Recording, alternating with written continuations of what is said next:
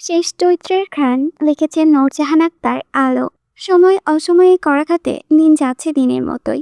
এর মধ্যেই কেটে গেছে আরও 2টো সপ্তাহ। সেদিনের পর থেকে শুদ্ধর সঙ্গে সারাফাত চৌধুরী দেখা হলেও কোনো কথা হয়নি। বাড়িতে থাকাকালীন চোখাচোখি হলে শুদ্ধ নিখুঁতভাবেই এড়িয়ে গেছে। তবুও সারাফাত চৌধুরী বারবার কিছু বলতে চেয়েছিলেন, কিন্তু সুযোগ পাননি। ছেলের মান ভাঙাতে কথা বলার ছুতোই কোনো কাজ দিলে বিনা বাক্যে করে দিয়েছে শুদ্ধ। কোনো দরকারে সিতারা বেগমের মাধ্যমে তা জানিয়েছে।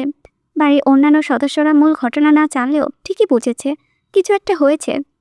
তবে বর্তমানে পরিস্থিতিতে কেউ কথা বাড়ায়নি।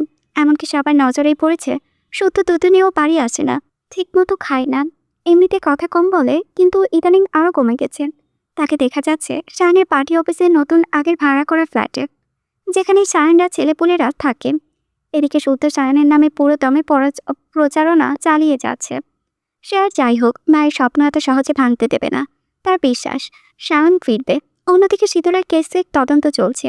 কখনো পুলিশ শুদ্ধকে ডেকে, কখনো ওনারাই বাড়িতে আসে। বাড়ির সদস্যদের বসিয়ে নানা প্রশ্ন করে নোট করে নিয়ে যান। আশা করা যাচ্ছে সামনের সপ্তাহের মধ্যেই শীতলের শুনানি ঘোষণা করা হবে। এসবের মধ্যে গতকাল দুপুরে নির্বাচন অফিস থেকে একটি চিঠি এসেছে। শাহানের হয়ে কাউকে দেখা করার কথা জানিয়েছে। তাই শুদ্ধ আজ নিচে এসেছে কথা বলতে।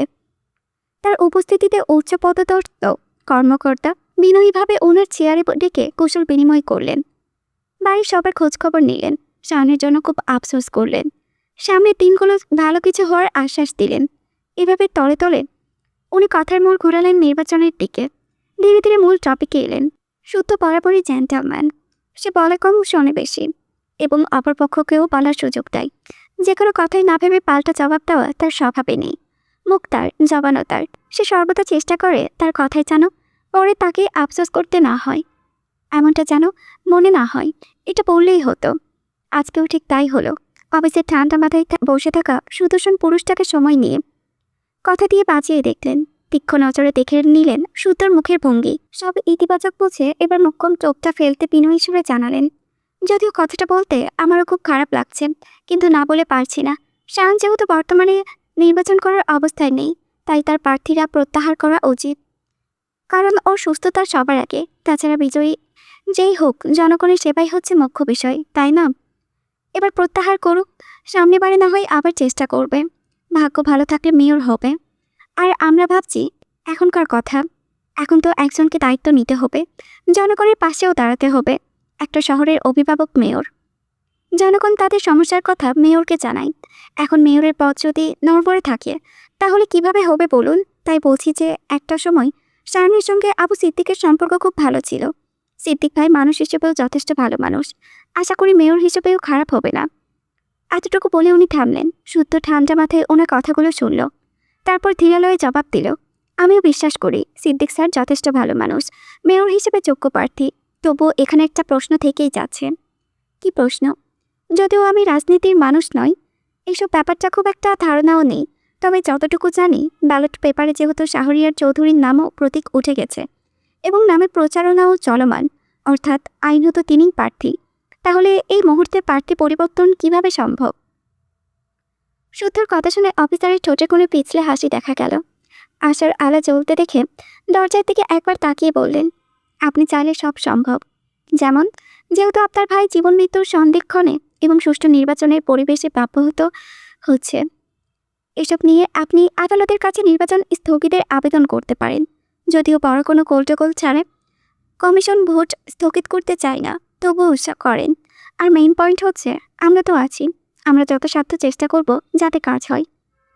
ওনার কথা শুনে শুদ্ধ ভ্রুকুটি করে তাকালো, তারপর মৃদু হেসে জবাব দিল, কিন্তু আমি তো আবেদন করব না। কেন? কারণ আমার ভাইয়ের স্বপ্ন মেয়র পদে নিজেকে দেখা, জনসাধারণের পাশে দাঁড়ানো। আহা, তা তো বুঝলাম, কিন্তু সে সুস্থ নয়। সুস্থ থাকলে না হয়। সুস্থ নেই, তবে মরে যায়নি। যতক্ষণ না কাফনে মরিয়ে আমি আমার ভাইকে কবরে শোয়াবো, ততক্ষণ পর্যন্ত নির্বাচন স্থগিত হবে না। না মানে না। এবার বোঝাতে পারলাম? সামনে বসা ছেলেটাকে স্মার্টলি প্রস্তাব প্রত্যাখ্যান করতে দেখে অফিসার দমে গেলেন। এরপর কিছু একটা ভেবে নিয়ে দ্বিতীয় চোখটা ফেললেন। গলা খাকারি দিয়ে নিচু স্বরে বললেন, আবেগ দিয়ে জীবন চলে না মিস্টার সোয়াইব। আপনি বুঝতার শিক্ষিত ছেলে। আপনি নিজেও জানেন আপনার ভাইয়ের যা অবস্থায় রিকভার করবে কিনা সন্দেহ। এর যে উত্তম যা খরচ হয়েছে স্থগিত করলে তার থেকেও ডাবল পেয়ে যাবেন। আপনি আবেগে পড়ে স্থগিত করলেন না, আবার দেখা গেল ভাইটাও মারা গেল, তখন আমও গেল সালাও গেল, ওই রকম হয়ে যাবে না? গেলে যাক, তবে আমার ভাই বেঁচে থাকুক বা না থাকুক, আপনি আপাতত মুখ বন্ধ রাখুন। মরাটরা কথা উচ্চারণ করার থেকেও বিরত থাকুন। সত্য বলতে আপনার কথা শুনতেও ইচ্ছে করছে না আমার। আসলে হয়েছে কি, আমি দেখতে ভদ্রলোক হলেও আসলে কিন্তু তা নই, প্রমাণ দিই। এই কথা বলে প্যান্টের পকেট থেকে ফোন বের করে লাউডে দিয়ে বলল, এটা তো আপনার কণ্ঠস্বর, তাই না? এই মাত্র এই টাকার অফার করলেন নাকি? ওমা, তাই তো। তা সিদ্দিক সাহেবের মাধ্যমে অফারটা এসেছে বুঝি। ওনাকে বলে দিবেন এগুলো ওল্ড প্ল্যান, নতুন কিছু ট্রাই যেন করে। সত্যর কথা এবং কাজে অফিসার থমকে গেল। উনি বিস্ময় চোখ বড় বড় করে তাকিয়ে আছেন। সত্য ধীরে সুস্থে বসা থেকে পেছন করে উঠতেই উনি হঠাৎ বললেন, শোভানা চৌধুরী আপনার ওয়াইফ, তাই না? খুনের দায়ে জেল খাটছে। ওনার কটাক্ষ করা কথাই থমকে দাঁড়িয়ে গেল শুদ্ধ। ঘুরে ঠোঁটের কোণে হাসি এটা জবাব ঠান্ডা স্বরে জবাব দিল, জি। ভাইকে নিয়ে এত বেশি ভাবছেন, এবার বউটাকে নিয়েও ভাবা উচিত। ভাবি তো, ভাবি বলেই বউয়ের জন্য বুক ফুলিয়ে গর্ব করি। কেন করব না বলুন? আমার বউ তার ভাইয়ের বড় ভাইকে বাঁচাতে খুন করেছে, খারাপ কি? এখন খুনের দায়ে যদি তার জেল ফাঁসি যেটাই হোক, আমার আফসোস নেই, বরং আফসোস তখন হতো যাকে মেরেছে সে যদি বেঁচে থাকতো। এ কথা বলে সত্য মুচকি হেসে বেরিয়ে গেল।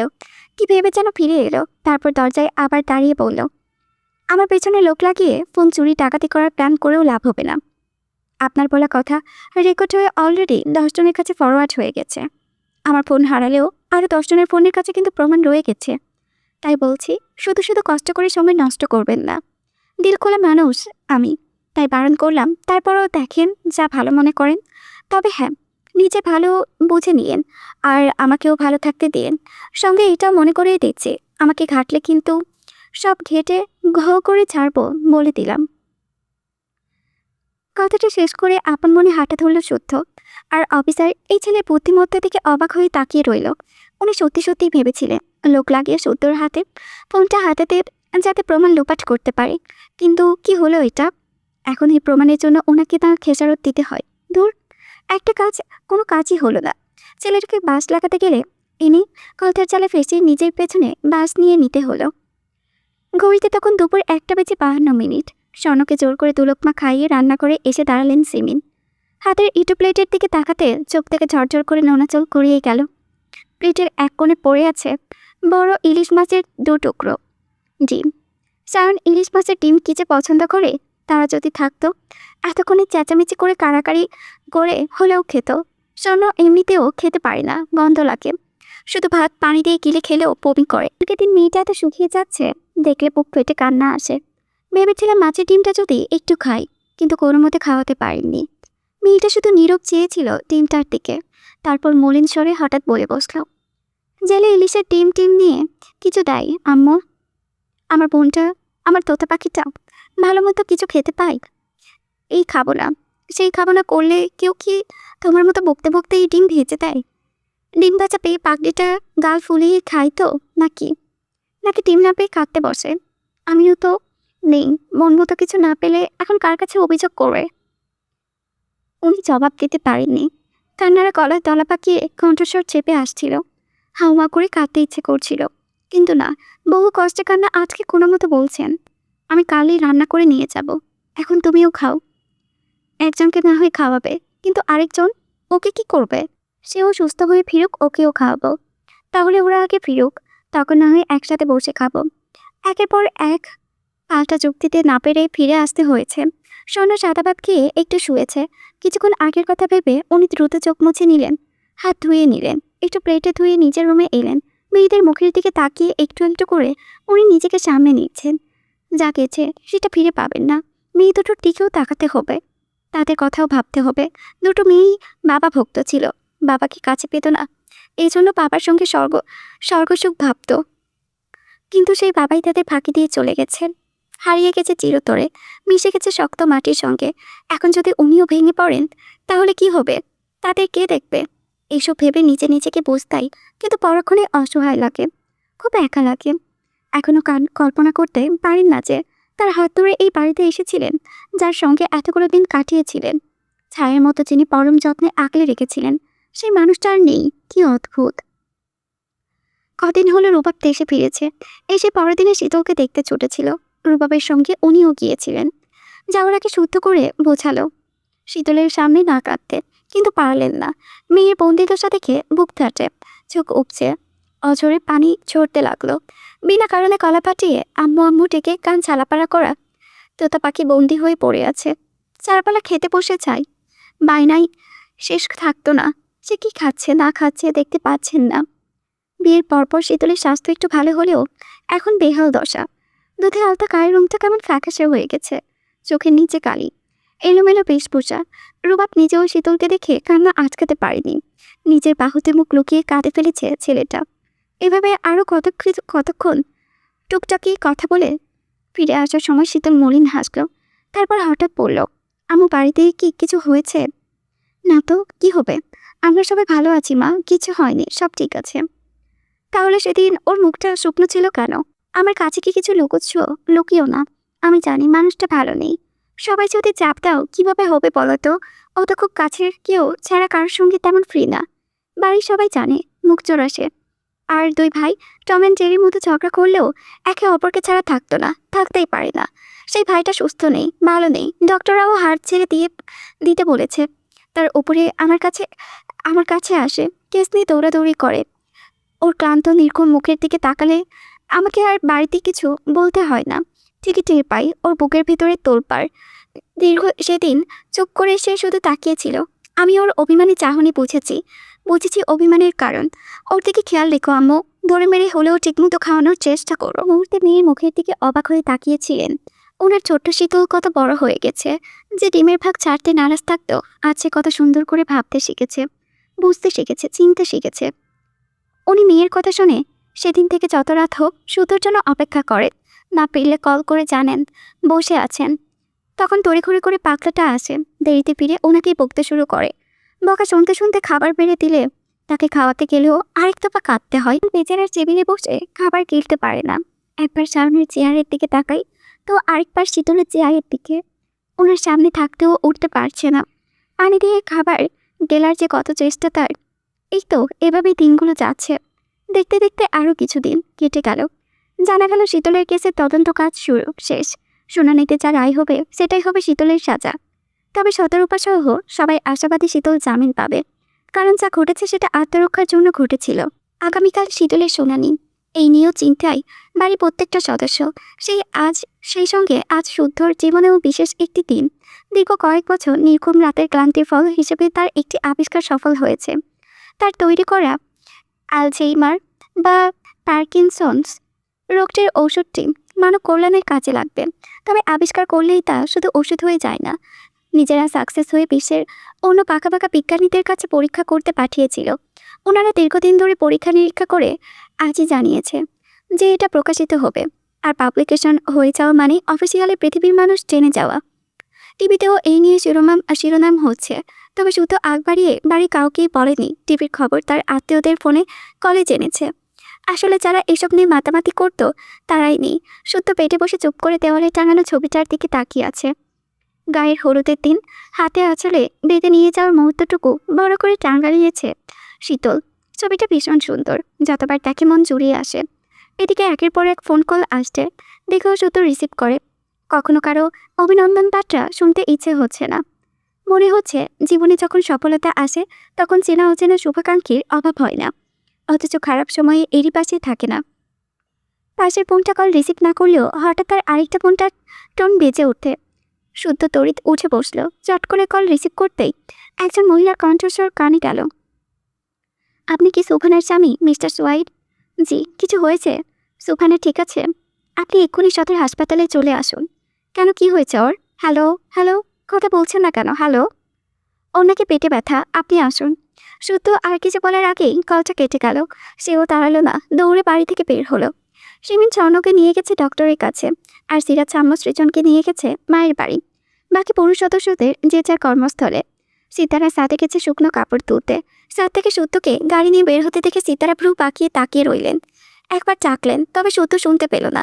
তবে গাড়ির গতি বাড়িয়ে ছুটল সদর হাসপাতালের দিকে। এদিকে শীতলের কয়েকদিন ধরে পেট ব্যথায় ভুগছিল। শিশু উন্নয়ন কেন্দ্রের ডক্টররা ভেবেছিলেন সাধারণ সমস্যা, তাই ব্যথা কমানোর মেডিসিন দিয়েছিলেন।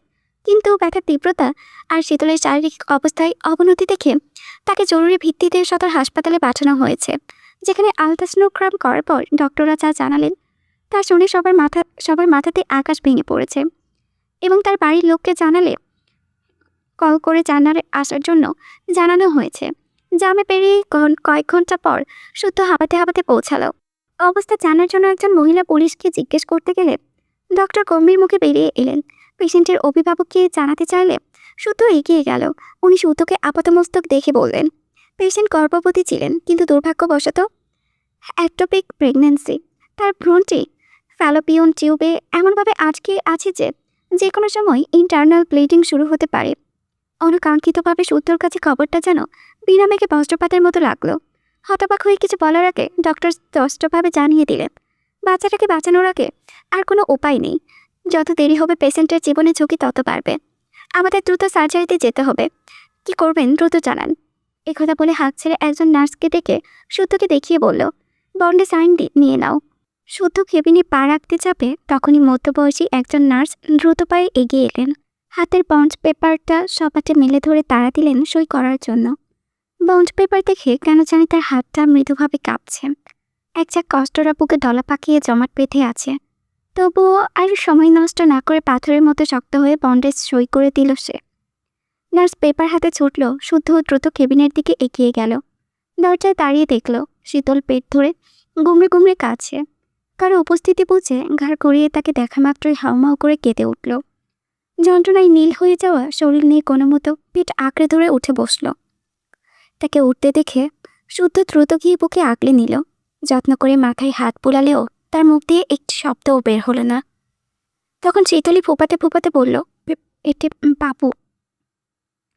এটির অসহ্য যন্ত্রণায় কোজো হয়ে যাচ্ছে মেয়েটা, তবুও দুই হাতে পরম মমতায় নিজে গর্ভকে রক্ষার চেষ্টা করে যাচ্ছে।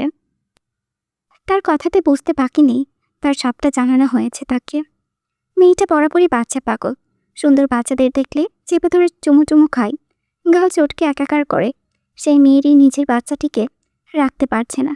পরিস্থিতি সামাল দিতে শুদ্ধ আগে নিজেকে সামনে নিল।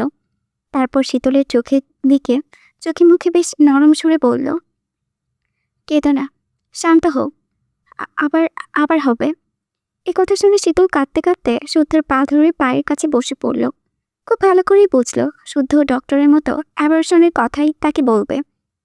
যথাসাধ্য বোঝাবে অ্যাবর্শন করানোর জন্য, কিন্তু সে সেটা কিছুতেই মানতে পারবে না। বুঝতে পারবে না এসব কেন, কোন ভুলের মাসুল দিচ্ছে। জীবন তাকে নিয়ে এ কেমন খেলায় মেতেছে। অসহায় সুরে শব্দ করে কাঁদতে কাঁদতে বলল, আমার শেষ সম্বলটুকু কেড়ে নিয়েন না। ওদেরকে বারণ করুন, আমি কিছুতে অ্যাবর্শন করাবো না। ও তো আমাদের অংশ, আমাদের ভালোবাসার চিহ্ন, আমাদের বৈধ সম্পর্কের পবিত্র প্রাপ্তি। তাহলে ওকে কেন মেরে ফেলতে হবে? কেন আমার থেকে আলাদা করে দিতে হবে? শীতলের আর্তনাদগুলো শুদ্ধর বুকে তীরের মতো বিঁধল। সে শুকনো ঢোক গেলে শীতলকে বাহু ধরে আগলে নিল। তারপর শক্ত করে বুকে জড়িয়ে ভেজা কণ্ঠে বলল, আল্লাহ আবার আমাদের দেবেন, আবারও হবে, কিন্তু আগে তো তোকে বাঁচতে হবে। না, আমার এটাই চাই, একেই চাই। অ্যাবর্শন করালে আমি মরে যাব, সত্যি মরে যাব। ওদের বারণ করুন। আমি জানি, আমার মন বলছে আমার বাবা আমার সন্তান হয়ে আমার কাছে ফিরে এসেছে। একবার বাবাকে হারিয়েছি, আর না, একটু রহম করুন আমার ওপর। আমি যে পারছি না, আর কত সহ্য করব আমি। শুদ্ধ কথা খুঁজে পেল না। শীতলের মুখটা দুহাতে আগলে ধরে কপালে কপাল ঠেকিয়ে ভাঙা গলায় বলল, তোর কষ্ট হচ্ছে, আমার হচ্ছে না? এত পাষাণ ভাবিস আমাকে? আমার রক্ত, আমার অংশ, আমাদেরই আদেশে আজ নিঃশেষ হয়ে যাচ্ছে। আমার বুক কাঁপছে না? খারাপ লাগছে না? আমিও ভেতরে ভেতরে মরে যাচ্ছি। দেখতে পাচ্ছিস না, অ্যাবর্শন না করালে তুই মরে যাবে। তখন কার জন্য বাঁচবো আমি? আর কি আছে আমার? শুদ্ধর কথা শুনে আচমকা শীতলের কান্না থেমে গেল। সে ট্যাপ ট্যাপ করে তাকিয়ে রইল বিশুদ্ধ পুরুষটার দিকে। বিশুদ্ধ পুরুষটাও কষ্ট পাচ্ছে। না না, এটা হতে দেওয়া যাবে না।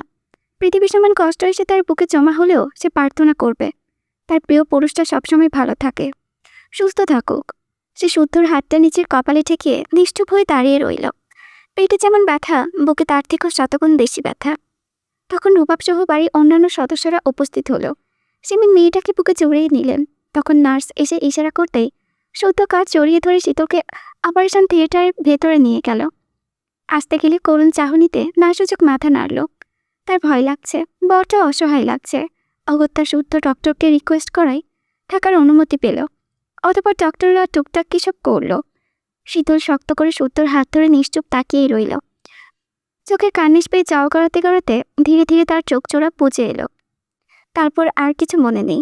ডক্টরদের মাথার উপরে থাকা টিভির মতো স্ক্রিনে কিছুটা একটা শুদ্ধকে দেখিয়ে জানালেন, শীতলের ভ্রণের আকার খুব একটা বড় না, তবে ব্যথার তীব্রতা বেশি। তাই ওনারা চাচ্ছেন পেট কেটে ছোট্ট ছিদ্র করে যন্ত্রের মাধ্যমে টিউব থেকে ভ্রণটি বের করে আনতে।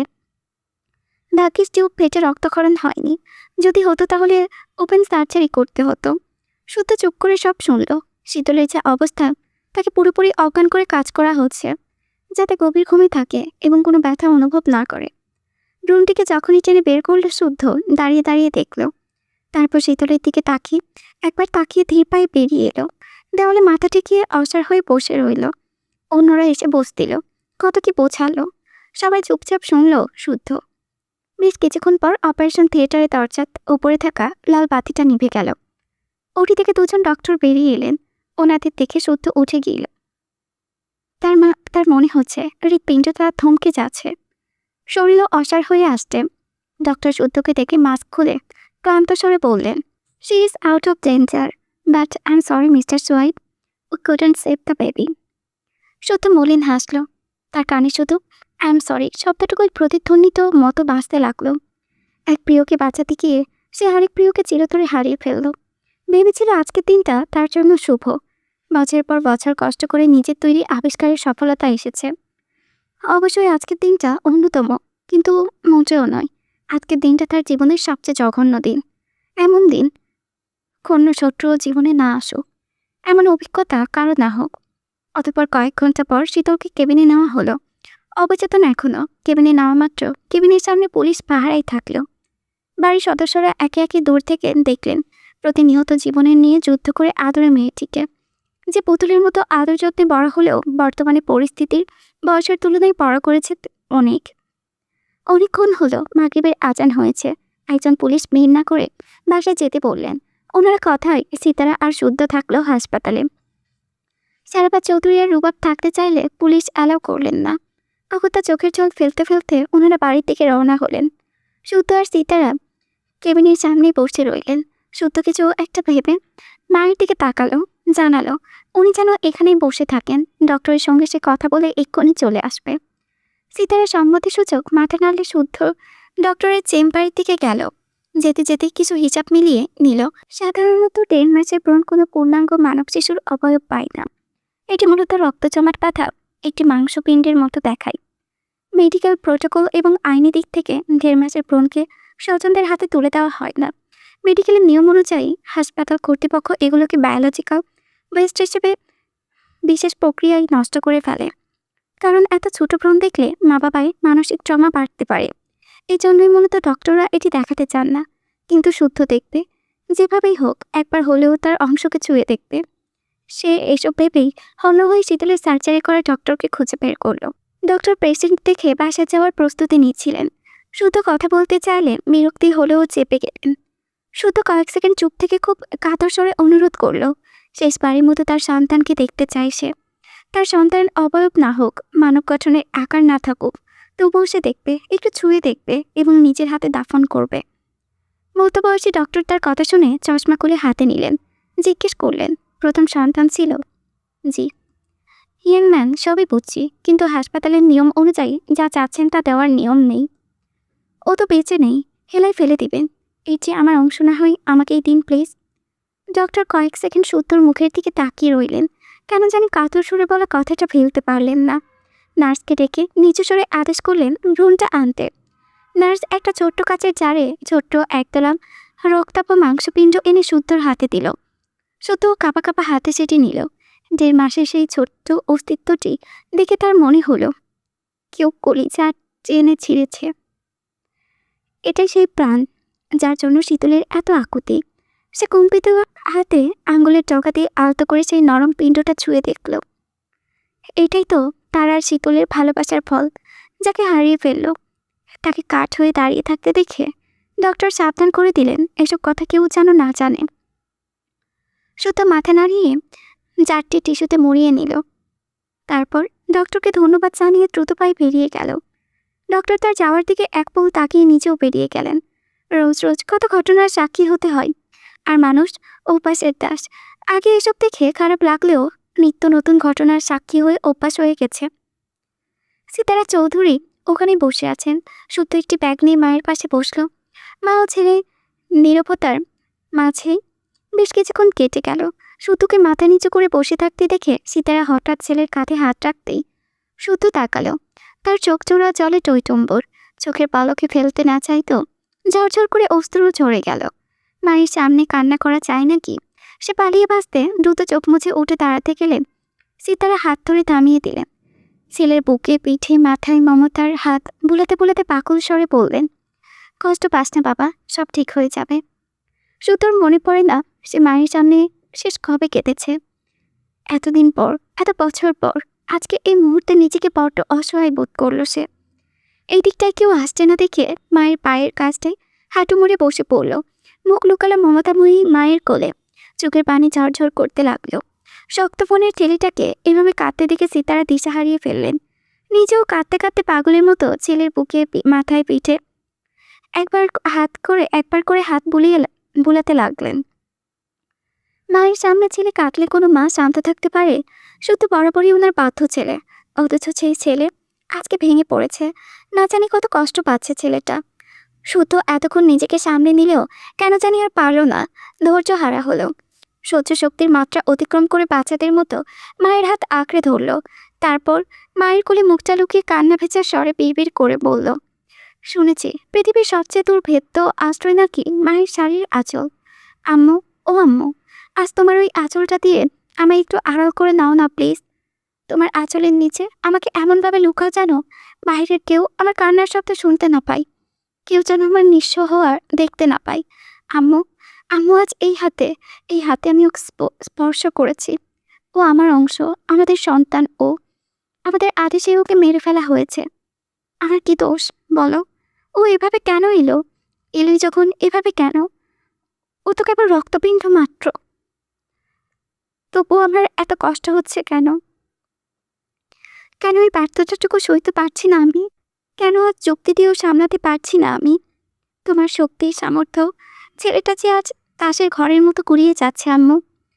দোহাই লাগে, এই নিষ্ঠুর পৃথিবীকে বুঝতে দিও না শুদ্ধরাও ভাঙে, শুদ্ধদেরও কষ্ট হয়। আপনজন হারিয়ে শুদ্ধদেরও বুকের ভেতরটাও রক্তাক্ত হয়, অসহ্য যন্ত্রণায় কাতর হয়। আজ তোমার ছেলে হেরে গেছে আম্মু গো, গোহারান হেরে গেছে। আজ এই অপূর্ণটাটুকু শুদ্ধকে ভেঙে চুরে চৌমার করে দিয়েছে। শীতলকে বুঝ দিলেও নিজেকে আজ সামলাতে পারছি না আম্মু, একটুও পারছি না। আমাকে একটু লুকিয়ে রাখো আম্মু প্লিজ, একটু লুকিয়ে রাখো। শুদ্ধর প্রতিটা কথা সিতারার বুকে গিয়ে বিঁধল। উনি কিছুতেই কিছু বলতেও পারছেন না। ওনার চোখের পানিতে বুকের কাছটা ভিজে একাকার। কি বলবে, কি করবেন? কি করলে ছেলের বুকের লাগা নিববে? আজকে সায়ন থাকলে কতই না ভালো হতো। শুধুকে আগলে নিতে পারতো। উনি মনে মনে কত করে সায়নকে ডাকলেন। পাজিটা ওনার ডাকে সাড়া দেয় না, আম্মু বলে ডাকে না। এভাবেই বেশ কিছুক্ষণ থেকে শুদ্ধ সোজা হয়ে বসলো, দু হাতে মুখ মুছে নিল। শীতল ঘুমোচ্ছে, রাত জাগবে বলে মনে হয় না। সে রিসেপশনে গিয়ে আরেকটা কেবিন নিয়ে সিতারাকে রেস্ট করতে বলল। সে ভালো করে জানে রুবাব হাসপাতালের আশেপাশেই আছে। ফোন কল করে ওপারে আসতে বলে ব্যাগটা নিয়ে দ্রুত স্থান ত্যাগ করলো। তারপর হাসপাতালের কাছে বেরিয়ে গাড়ি নিয়ে ছুটল বাড়ির পথ ধরে। জ্যাম পেরিয়ে নার্সারি চোখে পড়ল। গাড়িটা থামিয়ে একটা বকুল ফুলের চারা কিনল। তারপর বাড়ির গেট পেরিয়ে বাড়িতে প্রবেশ করলো। এক হাতে ব্যাগ, অন্য হাতে বকুলের চারাটি নিয়ে এগুলো বাগানের এক পাশে। হাঁটুমুড়ি বসে কাঁপা কাঁপা হাতে ছোট্ট করে গর্ত খুঁড়ল, খুব সাবধানে, যেন ব্যথা না লাগে। সেভাবে ছোট্ট মাংস পিণ্ডটি মাটির গভীরে শুয়ে দিল। তারপর ঝাপসা চোখে তাকিয়ে বিড়বিড় করে বলল, তোকে বাঁচাতে পারলাম না, ডাস্টবিনেও ফেলতে পারলাম না। জীবন্ত অবস্থায় না থাকলে মৃত অবস্থায় অন্তত চোখের সামনে থাক। এই কথা বলে সাথীর হাতে চোখ মুছল। তারপর কাপড়ে মোড়ানো সেই পিণ্ডটির উপরে মাটি দিয়ে দিল। সামান্য এই কাজটুকু করতে গিয়ে তার মনে হলো মন্ত্রপিণ্ড নয়, নিজের কলিজাটাকেই কবর দিচ্ছে। এই দৃশ্যটুকু অদূরে দাঁড়িয়ে দেখলেন সারাফাত চৌধুরী। মলিন হেসে বললেন, এক টুকরো মাংসপিণ্ডের জন্য তোমার আজ কত মায়া, কত দরদ। আজকে তবে বুঝতে পারলে বাবা, বাবার সন্তান ভালো হোক কিংবা খারাপ, সুস্থ হোক কিংবা অসুস্থ, প্রতিটা বাবার কাছে তার সন্তান কলিজার টুকরো, যার অস্তিত্ব এখনো পৃথিবীর আলো দেখেনি। তার জন্যই যদি তোমার বুকটা এভাবে ফেটে যায়, তবে ভেবে দেখো, তোমাদের কারো কোনো অমঙ্গল দেখলে আমার এই কলিজাটার কি দশা হয়। শেষ চরিত্রের ঘ্রাণ লিখেছেন নূরজাহান আক্তার, আলো। পর্ব 60। টানা 5 দিন হাসপাতালে থাকার পর অসুস্থ শরীর নিয়ে উন্নয়ন কেন্দ্রে ফিরল শীতল। শারীরিক দুর্বলতার কারণে বেশিক্ষণ দাঁড়িয়ে থাকা তার পক্ষে সম্ভবও ছিল না। বয়স কম, গর্ভপাতের শারীরিক ও মানসিক চাপ, আইনি জটিলতা সব মিলিয়ে তার শোচনীয় অবস্থা। তার কথা ভেবে আদালতের শুনানির তারিখ আরও একবার পিছিয়ে দেওয়া হয়েছে। তা করতে শুদ্ধ আর শতরূপাকে বেশ কসরত করতে হয়েছে। হাসপাতালের সব রিপোর্ট সাবমিট করতে হয়েছে, নতুন করে আবেদন করতে হয়েছে। অতঃপর আদালতে উন্নয়ন কেন্দ্রের তত্ত্বাবধানে কিছুদিন কাউন্সেলিং ও চিকিৎসার মাধ্যমে রাখার নির্দেশ দিয়েছে। অনেকের ভাষ্যমতে এগুলো না করলেও হতো। গর্ভপাতের পর 5 দিন রেস্ট করেছে, এটাই অনেক। পেট তো কাটেনি, বরং ছিদ্র করে যা করার করেছে। এসবে ব্লাড খেয়েছে, ফলমূল খেলেই ঠিক হয়ে যাবে। কিন্তু শুদ্ধ নিজের সিদ্ধান্তে অটল থাকে, যা ভালো বুঝবে সেটাই করেছে। সে পূর্ব যেমন কারো কথাই চলেনি, আজও তাই। আর শীতলকে নিয়ে হেলা করার প্রশ্নই আসে না। তাছাড়া তার ধারণা আছে, গর্ভপাতের পর অনেক মেয়েরাই পোস্ট ট্রমাটিক স্ট্রেস ডিসঅর্ডার নামে মানসিক রোগে আক্রান্ত হয়। পোস্ট ট্রমাটিক স্ট্রেস ডিসঅর্ডার নিয়ে যারা ধারণা রাখে, তারা কখনো এসব হেলা করে না।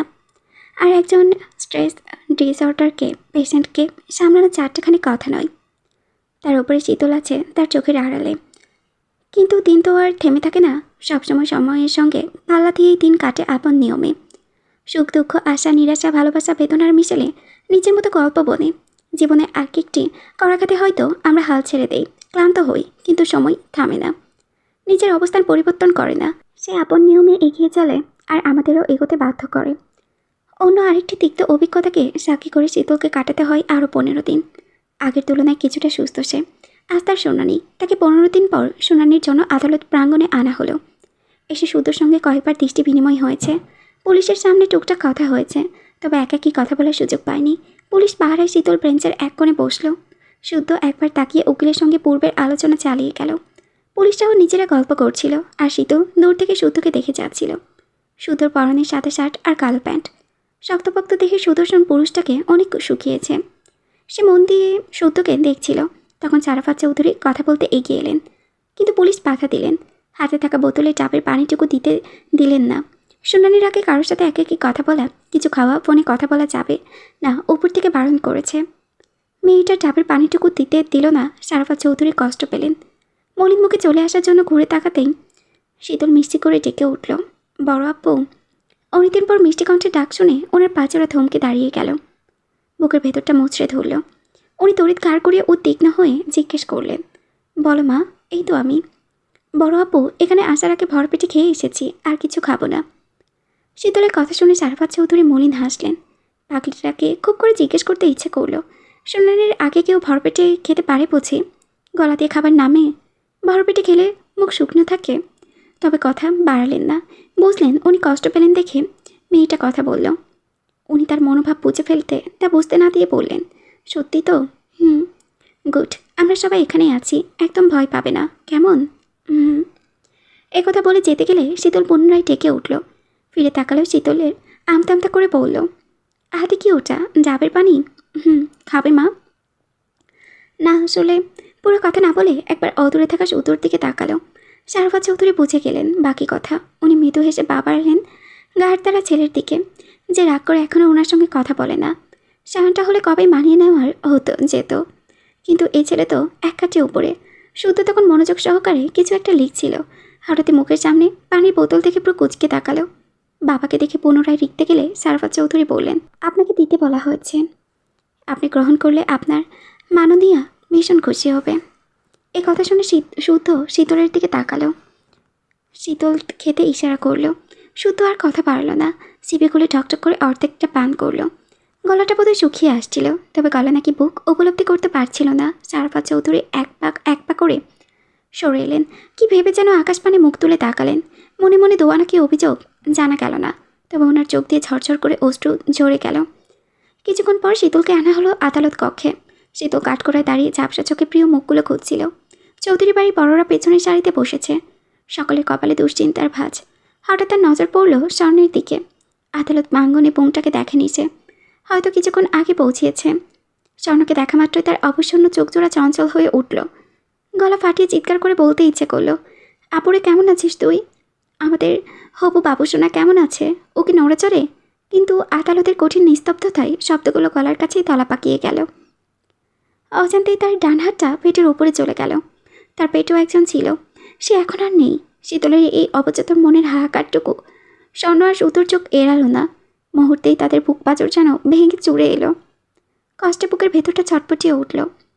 তবুও শুদ্ধ শান্ত চাহনিতে দেখে গেল, আর স্বর্ণ দ্রুত চোখ সরিয়ে চোখের জল লুকাতে অন্যদিকে তাকালো। ঠিক সেই মুহূর্তে বিচারক এসে আসন গ্রহণ করলেন। গতবার যিনি ছিলেন তিনি নন ইনি দেখতে কেমন আর রাশভারী ও গম্ভীর। উনি এসে বিচার কাজ শুরু করার আদেশ দিলেন। তখন পেশকার উচ্চস্বরে মামলার নাম ও নাম্বার ঘোষণা করলেন। আদেশ পেয়ে বিপক্ষ দলের উকিল মোজাম্মেল চারোয়ার উঠে দাঁড়ালেন। ঘাড় ঘুরিয়ে শীতলের দিকে অবকার দৃষ্টি ছুড়ে তাচ্ছিল্য করে হাসলেন, যেন পৃথিবীর সবচেয়ে নিকৃষ্ট মানুষ সে। লোকটার তুচ্ছ তাচ্ছিল্য নীরবে হজম করে নিল শীতল। আদালতে কক্ষ না হলে কিছু কথা শোনাতে ছাড়ত না। অতঃপর উনি বিচারককে তার অভিযোগগুলো একে একে বলতে শুরু করলেন। মাননীয় আদালত, আজ এই আদালতের সামনে এমন কিছু উপস্থাপনা করতে যাচ্ছি যেটা সত্যিই স্তম্ভিত করার মতোই। আসামের স্কুল কলেজ সার্টিফিকেটে জন্মসনদ অনুযায়ী তার বয়সটা খুবই কম, কিন্তু বয়সের তুলনায় তার অপরাধের ভারটা অনেক বেশি। সে আসামি হয়ে দাঁড়িয়ে আছে আসামের কাঠগড়ায়। কেন? কারণ একজন জলজান্ত নিরীহ মানুষকে নির্মমভাবে হত্যা করেছে, তাও ছুরি কিংবা ইলেকট্রনিক যন্ত্র ট্রেজার দিয়ে, যেটা ব্যবহার বাংলাদেশে নিষিদ্ধ। এখানে আমার প্রশ্ন, সে ট্রেজার কোথায় পেয়েছে? কে দিয়েছে? এটা তো আলু পটলের মতো সহজলভ্য নয় যে বাজারে গেলেই পেয়ে যাবে। যে যন্ত্র ব্যবহারই নিষেধ, সেটা একটা সাধারণ মেয়ের কাছে রাখার কারণ কি? নাকি এসবের পেছনে আলাদা কোনো গল্প আছে? এতটুকু বলে থামতেই শীতলের উকিল তড়িৎ করে উঠে দাঁড়ালেন। প্রতিবাদী সুরে তিনি কিছু বলতে যাবে তার আগে বিচারক হাত তুলে থামিয়ে দিলেন। তীক্ষ্ণ দৃষ্টিতে জনাব রহমানের দিকে তাকিয়ে বললেন, অবজেকশন ওভাররুলড। মোজাম্মেল সাহেব, আপনি আপনার বক্তব্য পেশ করুন। আদালত আপনার দেওয়া তথ্য প্রমাণগুলো খতিয়ে দেখতে চায়। বিচারকের এমন সপাটে আদেশে জনাব রহমান দমে গিয়ে ধীর পায়ে নিজের আসনে গিয়ে বসলেন। তাতে মোজাম্মেল সাহেবের মুখে এক চিলতে ধূর্ত হাসি রেখা ফুটে উঠল। উনি পুনরায় কথা শুরু করলেন। ধন্যবাদ মাননীয় আদালত। মাননীয় আদালত, এই হত্যাকাণ্ডের তদন্ত করতে গিয়ে আমাদের তদন্তকারী দল অত্যন্ত চাঞ্চল্যকর এবং ভয়ঙ্কর আরেকটি অপরাধের হদিশ পেয়েছে। আমরা যাকে হত্যাকারী হিসেবে কাঠগড়ায় দাঁড় করিয়েছি, অনুসন্ধানে বেরিয়ে এসেছে এমনি একটি সংঘবদ্ধ মাদক চক্রের সক্রিয় সদস্য। আসামি তার আর ঘনিষ্ঠ বান্ধবী কিয়ারা মিলে সুপরিকল্পিত এক জাল বিছিয়েছে। তারা মূলত কলেজ পড়ুয়া তরুণ তরুণীদের টার্গেট করত। সরল মনা শিক্ষার্থীদের নেশার জালে ফাঁসিয়ে তাদের হাতে মাদক তুলে দিত। আমাদের কাছে কিছু ছবি, ডিজিটাল এভিডেন্স এবং কল রেকর্ড রয়েছে। কথা শেষ করে মোজাম্মেল কিছু ছবি বিচারকের কাছে পেশ করলেন। ছবিতে দেখা যাচ্ছে কিয়ারা আর শীতল মেয়ে মিলে দুটো ছেলের কাছ থেকে একটি ব্যাগ নিচ্ছে। ছেলে দুটো রেগুলার মাদক সাপ্লাই দিত। নিজের নামে মিথ্যা অভিযোগ আসায় শীতল বিস্ময় নিয়ে তাকালো। শুদ্ধর দিকে তাকিয়ে মৃদুভাবে মাথা নাড়ল। শুদ্ধ ইশারায় শান্ত থাকার ইশারা করল। এই মুহূর্তে আবেগী হওয়া যাবে না, রাগ করা যাবে না, মাথা গরম করে কোনো সিদ্ধান্ত নেওয়া যাবে না। ভুল সিদ্ধান্তে হিতে বিপরীত হতে পারে, কিংবা কেসের মোড় ঘুরে যেতে পারে। যা ইচ্ছে বলুক, দেখুক আপাতত। শান্ত থাকতে হবে।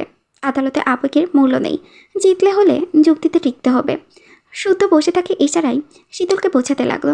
চোখ দিয়ে আশ্বাস দিল, কিন্তু এভাবে শান্ত থাকবে কিভাবে? মিথ্যা অভিযোগগুলো যে তীরের মতো বুকে গিয়ে বিচ্ছে। আর ছবিতে যে ছেলে দুটোকে দেখা যাচ্ছে সে তাদের খুব ভালো করে চেনে। একজনের নাম রোকন আর অন্যজন খোকন। কিন্তু কোথাকার জল কোথায় গিয়ে গড়াচ্ছে? শীতল নতজানু হয়ে স্থির হয়ে দাঁড়িয়ে রইল। তার মাথা কাজ করছে না। সহজ সরল জীবনটা এত কঠিন হয়ে যাচ্ছে কেন? এতদিন চৌধুরীরা সম্মানের সাথে বাঁচত, সবাই কত সম্মান করত, আলাদা নজরে দেখত। অথচ তার কারণে সব শেষ। খুনের আসামি হয়ে এসে এখন মাদক বেচার তকমাও লাগলো। এবার শীতল পক্ষের উকিল আসন ছেড়ে উঠে দাঁড়ালেন। মোজাম্মেল সাহেবের দিকে তীক্ষ্ণ দৃষ্টিতে বিচারকের দিকে মুখ ফেরালেন। ঠোঁটের কোণে হাসি এঁটে বললেন, মাননীয় আদালত, আমার বিধান বন্ধু যে ছবিগুলো পেশ করেছে সেগুলো দেখে মনে হতে পারে আমার মক্কেল কোনো অপরাধের সাথে জড়িত নয়, কিন্তু আইনের চোখে একটি ছবি সবসময় চূড়ান্ত সত্য প্রকাশ করে না, এবং আধুনিক যুগে এমন শত শত ছবি বানানো কঠিন কিছু নয়। মাননীয় আদালত, এই ছবি যে ব্যাগটিতে দেখা যাচ্ছে তার ভেতরে যে মাদক ছিল এমন কোনো ফরেন্সিক রিপোর্ট বা ল্যাব টেস্ট কি দেখাতে পারেনি, কারণ ওই ব্যাগগুলোর ভিতরে কোনো মাদকই ছিল না। আর এই দুই যুবক যারা মাদক সরবরাহকারী হিসেবে পরিচিত পাচ্ছে, তারা প্রকৃতপক্ষে আমার মক্কেলের কলেজের সামনে ফুচকা বিক্রি করে। আপনি অনুমতি দিলে আমি তাদের উপস্থিতি করতে পারি। ওনার কথায় এবার মোজাম্মেল সাহেব প্রতিবাদ করতে চাইলে রহমান সাহেব হাত তুলে থামিয়ে দিলেন। বিচারক রহমানকে বক্তব্য চালিয়ে যাওয়ার আদেশ দিলেন। রহমান কৃতজ্ঞতা জানিয়ে পুনরায় বললেন, মাননীয় আদালত, এসব ছবি দেখিয়ে আদালতকে বিভ্রান্ত করা হচ্ছে, কেননা ছবি এই ব্যাগে সামান্য কিছু শুকনো আচার ছিল। আমি মুখে বলবো না, বরং সাক্ষীরা নিজেই বলুক। সাক্ষীদের ডাকা হলো। তারা জানালেও তাদের দেশের বাড়ি কক্সবাজার। শীতলের সঙ্গে তাদের ভালো সম্পর্ক। মূলত শীতলের মিশুক স্বভাবের কারণে তারা তাকে বোনের নজরে দেখে। সাহায্যও পেয়েছে মেয়েটার থেকে। এই চঞ্চল মেয়েটাকে খুশি করতেই সামান্য কিছু আচার কালো পলিথিন করে এনে দিয়েছিল। এটাই হচ্ছে আচারে দেওয়া মুহূর্ত ছবি। এখানে মাদকের কোনো সম্পর্ক নেই। তারা গরিব মানুষ, ফুচকা বেচে খায়, কিন্তু দিন শেষে তাদেরও মরতে হবে, আর চোখের সামনে নির্দোষ মেয়েটিকে সাজা পাওয়া দেখতে হবে না। এই অভিযোগে তার প্রমাণ দেখাতে পারলেন না বিপক্ষের উকিল। এতক্ষণ যে উকিল কথা বলছিল শীতল ঘাড় ঘুরিয়ে তার দিকে তাকাচ্ছিল। মিথ্যা অপবাদ চালালে ব্রু কুচকে নিচ্ছিল, আবার যখন তার পক্ষের সত্যটা প্রকাশ তখন ব্রুজোড়া আপনা আপনি সমান হয়ে যাচ্ছিল। এত যুক্তি তর্কের মধ্যে বিচারক সূক্ষ্মভাবে শীতলের মুভমেন্ট খেয়াল করেছিল, কিন্তু কারো মুভমেন্ট দেখে তো আর বিচার কার্য করা সম্ভব নয়। বিচার হয় প্রমাণের ভিত্তিতে। এবার শীতলের নামে আরও একটি অপবাদ পেশ করা হলো। সে নাকি সোশ্যাল মিডিয়ায় একাধিক ফেক অ্যাকাউন্ট খুলে বড়লোক ছেলেদের ফাঁসিয়ে অর্থ আত্মসাৎ করত। এমনই এক ভুক্তভোগী ডাকার অনুমতি চাইলেন মোজাম্মেল সাহেব। অনুমতি দিলে আদালতের আরদালি আবু সিদ্দিকের নাম ধরে ডাকলেন। বুঝতে বাকি রইল না এটাও সূক্ষ্মভাবে শীতলকে ফাঁসানোর চেষ্টা, নতুবা এখানে আবু সিদ্দিক ভুক্তভোগী হয়ে কেন আসবে? সে কতটা ভুক্তভোগী সেই গল্প শোনার জন্য ককের বাইরে তার আগমনের অপেক্ষায়। কিন্তু একবার দুবার তিনবার ডাকলেও কেউ এলো না। মোজাম্মেল এদিক ওদিক তাকাতে লাগলেন। কিছুক্ষণ আগে মেসেজে কথা হয়েছে যে আমি আটকে বিদায় পৌঁছাতে লেট হচ্ছে, কিন্তু কথা হচ্ছে আসলেই তার সাথে কথা হয়েছে কি জানি, হয়তো হ্যাঁ নয়তোবা না। সিদ্দিক আসছে না দেখে ততক্ষণে কানাঘোষা শুরু হয়ে গেছে। মোজাম্মেল আবু সিদ্দিকের অপেক্ষায়। সে এলে সে বেশ কয়েকটা বোম ব্লাস্ট করবে, এই জন্য সাক্ষী দরকার। সেই সাক্ষী আবু সিদ্দিক নিজে। এই কাজে শুদ্ধ শীতল তো ফাঁসবেই, সঙ্গে শাওনের রাজনৈতিক ক্যারিয়ারও ধ্বংস হবে। এদিকে শীতলের নামে একের পর এক সত্য মিথ্যার অভিযোগ এলেও শুদ্ধ পেছনের সারিতে নিরুত্তাপ বসে আছে। তার চোখে মুখে উদ্বেগের লেশমাত্র নেই। আজ যে রায় হবে সেটা মানতেই প্রস্তুত। আজ এত কিছু হতো না যদি না শীতল ওপেন রোডে কনককে মারত। কত শত মানুষ সেই ঘটনার সাক্ষী থাকত। রাতের দাগ রাতারাতি মোছা সহজ হলেও দিনের দাগ মোছা এত সহজ না। আর সহজ না বলেই অনেকে এটার সুযোগ নিচ্ছে। কতক্ষণ নিবে নিক না, দুঃখ যত গভীর হয় সুখ তো সন্নিকটে আসে। এই কয়েক মাসে অনেক কিছু সহ্য করেছে, অনেক কিছু হারিয়েছে। তার বিশ্বাস এই অসময় চিরস্থায়ী নয়। তাদের জীবনও নতুন করে সূর্যাস্ত হবে। এতক্ষণ শীতলের নামে বিপক্ষ দলের উকিল যা বলাই তা নিষ্ঠুপ হয়ে শুনে যাচ্ছিল। শরীরে রক্ত টকটক করে ফুটলে নিজেকে আপ্রাণ বোঝাচ্ছিল।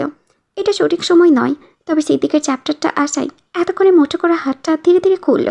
তারপর শীতল চাহনিতে নিজের হাতের তালুর দিকে তাকিয়ে মনে মনে আওড়ালো, আপনার প্রধান সাক্ষী আসবে না স্যার, সত্যিই আসবে না, কারণ মৃত মানুষেরা ফিরে আসে না। ফেরার কোনো নিয়মও নেই যে। আর মিথ্যে সাক্ষী দিয়েই বা কী হতো? শুধু শুধু আমাকে হয়রান করাতো। তার যে নিজের বিয়েটাই রাধাচূড়া গাছের নিচে ভালো আছে। কি সুন্দর অর্ধগলিত লাশ হয়ে 3 হাত মাটির নিচে শুয়ে রাধাচূড়া গাছের শেকড় গুনছে। ভালো মানুষের মতো জীবনের শেষ জবানবন্দিও দিয়েছে। আপনারা চাইলে ওখানেই তার খোঁজ নিতে পারেন। মনে মনে কথা বলে কেউ খুনাক্ষরেও টের পেল না, জানলো না এই ছেলে ভয়ঙ্কর একটা কাজ করে বসে আছে। যার খোঁজ চলেছে তাকেই ডেকে নিয়ে একসাথে খাবার খেয়ে যত্ন করে মেরে তারই পিঠে কবর খুঁড়ে তাকেই শুয়ে দিয়েছে। মুখ দেখে কেউ বলবে এর দ্বারা এই কাজ সম্ভব, কিন্তু সম্ভব। ঠান্ডা মাথায় মানুষদের পক্ষে সব সম্ভব। কক্ষে কানাঘোষা হচ্ছে দেখে সেও সবার মতো গাড় ঘুরিয়ে এদিক ওদিক তাকালো। সিদ্দিককে খুঁজলো, শুধু খুব করে টের পাচ্ছে তার দিকে চিলের মতো নজর রাখা হচ্ছে। মাপা হচ্ছে তার ভঙ্গিমা, সাধারণ কিংবা অস্বাভাবিক আচরণ তাতে তার কি, পারলে প্রমাণসহ তাকে ধরে দেখাক। তারপর শীতল কনককে কেন মেরেছে, কীভাবে মেরেছে সেই দিনের ঘটনাটুকু শীতলকে নিজের মুখে বলতে হলো। বিচারক তার মুখ থেকে সব শুনল। এটা নিয়েও দুই উকিলের মধ্যে যুক্ততর্ক চলল। প্রমাণ পেশ করা হলো। এক পর্যায়ে প্রমাণিত হলো শীতল আত্মরক্ষার্থে ভাইকে বাঁচাতে ঘটনাটা ঘটিয়েছিল। খুন করার পরিকল্পনা ছিল না, পরিস্থিতি অনুযায়ী ঘটে গেছে। কেস যখন এই অবধি এগোলো তখন সকলে দোয়া করতে লাগলো যেন শীতলের জামিন হয়ে যায়। বিচারক যেন সদয় হন। এর মধ্যে বিপক্ষ উকিল শুদ্ধর ঘাড়ে বাল্যবিবাহের অভিযোগ ছুড়ে দিলেন। শুদ্ধও জানতো এই প্রসঙ্গ আসবে, রেডিও ছিল। এবারও পক্ষের উকিল চমৎকারভাবে হ্যান্ডেল করে নিলেন। তবে শুদ্ধর পেশাদারিত্বের কথা ভেবে কিছু টাকা জরিমানা করা হলো। এই পর্যায়ে শুদ্ধ শীতলের চোখাচোখি হলো। অন্য সময় হলো দুজনে হেসে গড়াগড়ি খেত। বিয়ে হলো, বাসর হলো, বাচ্চা কনসেপ্ট করার পর কিনা জারিব না। একে একে অভিযোগ খণ্ডের পর সবাই চূড়ান্ত ঘোষণার অপেক্ষায়। ককে তখন পিনপতন নীরবতা। বিচারক খসখস করে কিছু লিখছেন। সকলে দূর বুকে অধীর আগ্রহে তাকিয়ে আছে। বিচারকের লেখা শেষ করে চশমাটা নাটকের ডগায় নামিয়ে আর চোখে একবার শীতলের দিকে তাকালেন। গলা খাকারি দিয়ে সকলের দৃষ্টি আকর্ষণ করলেন। তারপর হাতের কাগজের দৃষ্টি নিবদ্ধ করে গম্ভীর গলায় পড়তে শুরু করলেন। আদালত উভয় পক্ষের যুক্তি ও উপস্থাপিত সাক্ষ্য প্রমাণ সূক্ষ্মভাবে পর্যবেক্ষণ ও বিশ্লেষণ করে এই সিদ্ধান্তে উপনীত হয়েছে যে আসামি শীতল ও সহদেবী ভাইকে নিশ্চিত মৃত্যুর হাত থেকে বাঁচাতে গিয়েই এই অপ্রত্যাশিত ঘটনাটি ঘটিয়েছে, যা আইনের দৃষ্টিতে মূলত ব্যক্তিগত আত্মরক্ষার অধিকার হিসেবে গণ্য। তবে আত্মরক্ষার সপক্ষে পদক্ষেপ নিতে গিয়ে আসামি যে পরিমাণ বল প্রয়োগ ও অস্ত্র ব্যবহার করেছে তা দণ্ডভিত্তিক নির্ধারিত আইন লঙ্ঘন করেছে বলে আদালত প্রতীয়মান করে। অন্যদিকে আসামির বিরুদ্ধে মাদক পাচার সহ চারিত্রিক অপবাদগুলো আনা হয়েছে, তার সপক্ষে রাষ্ট্রপক্ষ অকথ্য প্রমাণ বা তথ্য উপস্থাপন করতে বাধ্য হয়েছে। ফলে তার অভিযোগগুলো আদালত গ্রহণযোগ্যতা পায়নি। সেই সঙ্গে আদালত আসামির অল্প বয়স, ইতিপূর্বের পরিচ্ছন্ন জীবন ও বর্তমানে শারীরিক ও মানসিক বিপর্যস্ত অবস্থা অত্যন্ত সহানুভূতির সাথে বিবেচনা করে সর্বাধিক পারিপার্শ্বিকতা ও ন্যায় বিচারের স্বার্থে আদালত আসামি শীতলকে দণ্ডবিধির ধারায় 1 বছরের সশ্রম কারাদণ্ড এবং বাল্যবিবাহের মাধ্যমে আইনি পরিপন্থা কাজ করায় আসামির স্বামীকে নগদ 50,000 টাকা অর্থদণ্ডে দণ্ডিত করা হলো। জারিমানার অর্থ আদায়ে তাকে অতিরিক্ত আরও 1 মাস বিনাশ্রম কারাদণ্ডে ভোগ করতে হবে। তবে বিশেষ উল্লেখ যে আসামি ইতিপূর্বে হাজতবাস ও সংশোধন কেন্দ্রে যতটুকু সময় অতিবাহিত করেছে তা তার মূল সাজার মেয়াদ থেকে আইনত কর্তন বা বাদ দেওয়া হবে। এই ছিল মামলার চূড়ান্ত রায়। বিচারক রায় ঘোষণা করে মূল কপিতে স্বাক্ষর করে স্থান ত্যাগ করলেন। ওনার এই রায় যেন শুদ্ধ হৃৎপিণ্ডে গিয়ে পাইল। চোখজোড়া বন্ধ করে ঠোঁট কামড়ে ধরে ধীরে ধীরে নিজের বাহুতে মুখ লুকালো সে। মুহূর্তেই ভিজে উঠল তার সাদা শার্টের হাতের কিছু অংশ। কানে প্রতিধ্বনিত বাঁচতে থাকলো 1 বছর, অর্থাৎ 365 দিন, 365 রাত, প্রতিটা সেকেন্ড, প্রতিটা মুহূর্ত তাকে এই বিচ্ছেদের বিষে ছটপট করতে হবে, একা গোমড়ে মরতে হবে, যেখানে সে শীতলকে এক মুহূর্তের জন্য চোখের আড়াল করতে চায়নি। তার জন্য 1 বছরের এই দূরত্ব কয়েক জন্মের সমান দীর্ঘ হয়ে দাঁড়ালো। কাঠগড়ায় দাঁড়িয়ে শীতল এক দৃষ্টে শুদ্ধর দিকে তাকিয়েছিল। শুদ্ধর ভেঙে পড়ার এই দৃশ্যটুকু তাকে আরও বেশি করে দগ্ধ করে ফেলল। চোখ দুটো ছাপিয়ে নোনা জল করাতে লাগলো। ভীষণ ইচ্ছে করলো সকল নিয়ম ভেঙে ছুটে গিয়ে শুদ্ধর কান্নারত মুখটা দুহাতে আগলে ধরে বলতে, এই পাগল, কাঁদছো কেন? খবরদার, একটু কষ্ট পাবে না, একদম কাঁদবে না বলছি। আমি আমার বিশুদ্ধ পুরুষকে ভেঙে পড়তে দেখতে অভ্যস্ত নই। আমি সব সইয়ে নেব, সব সাজা হাসি মুখে মেনে নেব। তুমি শুধু ছায়ার সঙ্গী হয়ে আমার সাথে থাকো। Bangla cinema ultra pro max. এই পাগল, কাঁদছো কেন? খবরদার, একটুও কষ্ট পাবে না, একদম কাঁদবে না বলছি। আমি আমার বিশুদ্ধ পুরুষকে ভেঙে পড়তে দেখতে অভ্যস্ত নই। আমি সব সইয়ে নেব, সব সাজা হাসি মুখে মেনে নেব। তুমি শুধু ছায়াসঙ্গী হয়ে আমার সঙ্গে থেকো। মনে মনে এই কথা বলে নত মস্তিষ্কে দাঁড়িয়ে আছে শীতল। চোখের পানিতে ঝাপসা হলো চারিপাশ। দৃষ্টি তুলে কারো দিকে তাকাতে পারল না। কেন জানি সহাসই হলো না কিছু। তবুও বুঝতে বাকি রইল না তার প্রিয়জনরা তার দিকেই তাকিয়ে আছে। বুকে পাথর তুলে নীরবে অঝরে কাঁদছেন। হয়তো ওনারা শেষ পর্যন্ত আশা করেছিলেন জামিন হবে, হলো না, বরং তার বাড়ি ফেরার যাত্রা দীর্ঘ হলো। অপেক্ষার পাল্লা আরও ভারী হলো। যদিও নিজের জন্য কষ্ট না হলেও প্রিয় মুখগুলোর দিকে তাকাতে পারল না। ওনাদের করুক দৃষ্টি সহ্য হলো না। ওনাদের এভাবে ভেঙে পড়ার দৃশ্য তার ভেতরটাকে নাড়িয়ে দিল। পুরোনো ক্ষতকে আবার রক্তাক্ত হলো। এদিকে বিচারক যাওয়ার পর আদালত কক্ষে চাপা গুঞ্জন শুরু হয়েছে। কত রকমের কথা হচ্ছে। কেউ কেউ এ রায়ে খুশি, কেউ কেউ আবার বেজার। কেউ বা শুনিয়ে বলছেন বিচারকটাকে টাকা খাইয়ে সাজা কম করানো হয়েছে। বড় লোককে বিচার হয় না, টাকার কাছে তাদের সমস্ত অপরাধও মাওকুফ। এ কথা শোনা মাত্রই রুবাব রেগে কিছু বলতে গেলে সাফওয়ান চৌধুরী থামিয়ে দিলেন। বুঝিয়ে শুনিয়ে ছেলেটাকে শান্ত করলেন। এখানে ঝামেলা করা ঠিক হবে না। তাছাড়া বললেই তো আর হয়ে গেল না। যদি সত্যিই হতো তাহলে আজ টাকার বিনিময়ে জামিন কিনে নিয়ে বাড়ি ফিরতেন। কিন্তু কিছু কিছু ক্ষেত্রে টাকা কাজে আসে না, ক্ষমতাও কাজে লাগে না। তখন কয়েকজন পুলিশ শীতলের দিকে এগিয়ে এলেন। কাজ করা থেকে নামার নির্দেশ দিলেন। নেমে দাঁড়ালো শীতল। রায় অনুযায়ী তাকে 1 বছর উন্নয়ন কেন্দ্রে থাকতে হবে, এখানেই সেখানেই যেতে হবে। সে কার করিয়ে প্রিয় মুখগুলোকে দেখে নিল। এরপর নজর ফিরিয়ে পুলিশকে বিনয়ী সুরে বলল, বলেছিলাম যে আমার বাড়ির লোকদের সঙ্গে একটু কথা বলা যাবে। কথা দিচ্ছি, সময় দেব না, মাত্র 2 মিনিট। না না, আলাদা করে কথা বলা যাবে না। আলাদা না, আপনাদের সামনেই কথা বলবো। আসলে আমার বাড়ির লোকেরা খুব কষ্ট পাচ্ছে, একটু কথা বলে আসি, বেশি না, মাত্র 2 মিনিট প্লিজ। এই কথা শুনে ওনারা নিজের মুখ চাওয়াচাই করলেন। কেন জানি ভীষণ মায়া হলো অল্প বয়সী মেয়েটাকে দেখে। এই কয়েকদিনের কাছ থেকে দেখেছে মেয়েটাকে। প্রথমে বাবা মারা গেল, এরপর পেটের বাচ্চা নষ্ট করতে হলো, আজ জামিনটাও হলো না। সব মিলিয়ে খারাপ লাগলো। তবে ওনারা আইনের কাছে বাধা, ওনাদের হাতেও কিছু করার নেই। তবে এখন যেহেতু আদালত কক্ষে আছে তাই বিবেচনা করে বললেন, ঠিক আছে, দ্রুত কথা ছাড়ুন, আমরা এখানেই আছি। জি, ধন্যবাদ। এই কথা বলে দ্রুত পা বাড়ালো সে। হাতে হ্যান্ডকাপ নেই, মলিন মুখ, তবে ঠোঁটের কোণে এক চিলতে মৃদু হাসি। তাকে আসতে দেখে সবাই তড়িৎ উঠে দাঁড়ালেন, অঝরে কাঁদতে লাগলেন। ধীরে ধীরে দাঁড়ালেন চৌধুরী বাড়ির ছোট্ট কন্যাকে। যদিও এখানকার আর আগের শীতলের মাঝে আকাশ পাতাল তফাৎ।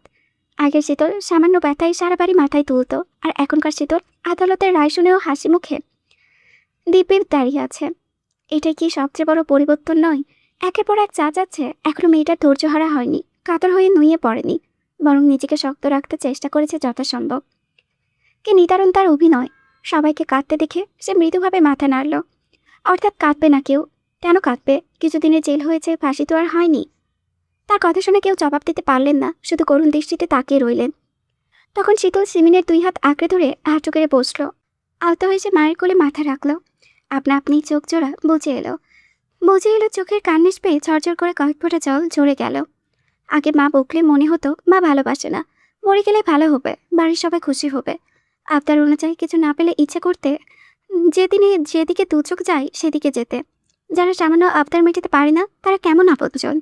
তার খাওয়া দাওয়া, পড়াশোনা, ঘুম নিয়ে কেউ কিছু বললেও রাগ হতো, খুব বিরক্ত লাগতো। মনে হতো একা একা থাকা খুব শান্তি, কেউ বলার নেই, বকারও নেই।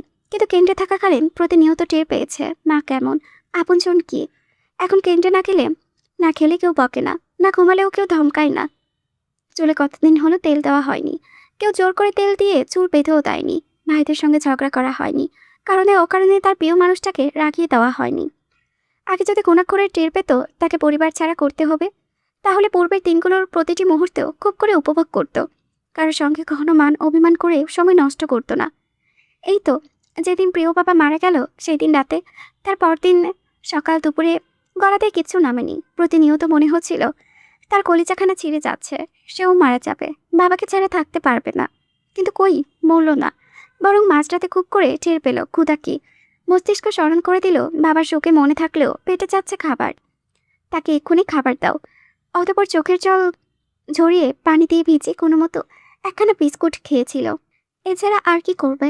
কেন্দ্রে তো আর মা নেই যে কিছু খায়নি ভেবে খাবার তুলে রাখবে, কিংবা প্রিয় পুরুষটাও তো নেই যে মাঝরাতে তার ক্ষুধা লাগবে ভেবে শিউরের পাশে খাবার ঠেকে রাখবে। জীবনে তো সোজা না, আর মনে রাগ ঝাল ঝাল সব আপনজনের ওপরেই দেখানো যায়। সেও আগে কত রাগ দেখিয়েছে, কারণে অকারণে অভিমান করেছে। তবে এখন হাড়ে হাড়ে সবকিছু টের পাচ্ছে, নিত্যদিন নিত্য নতুন অভিজ্ঞতা হচ্ছে। মনে মনে এইসব ভেবে চোখ বন্ধ করলো। মায়ের কোলে এত শান্তি, এত আরাম। সে এক মায়ের কোলে মাথা রেখেছে, অথচ সে নিজেও মা হতে পারত। তার কোলেও কেউ আসতো, তার মতো ঠিক এভাবে কোলে মাথা রাখত।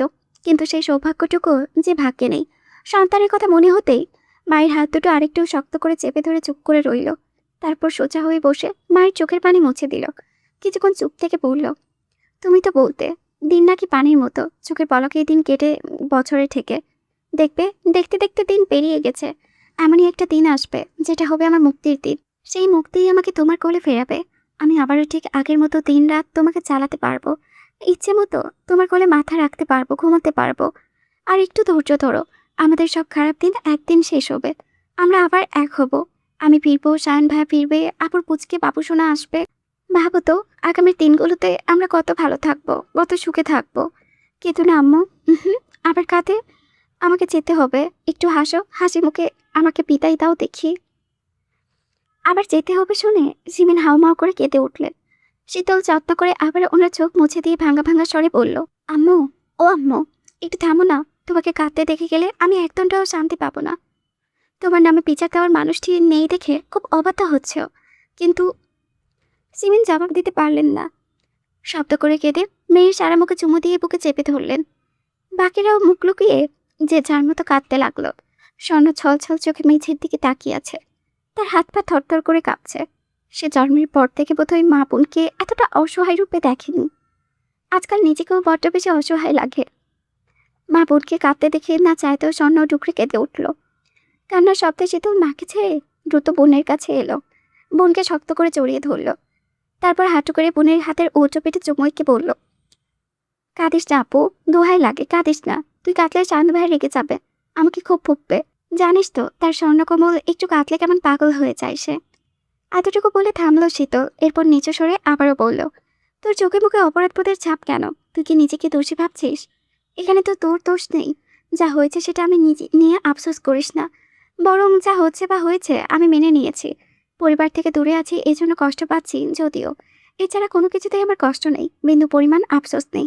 এমনকি আমি এখন চাচ্ছি আমার জীবনে আরও দুঃখ এসে ভিড় করুক, আরও কঠিন সময় আসুক, আমি সব সয়ে নেব ইনশাআল্লাহ।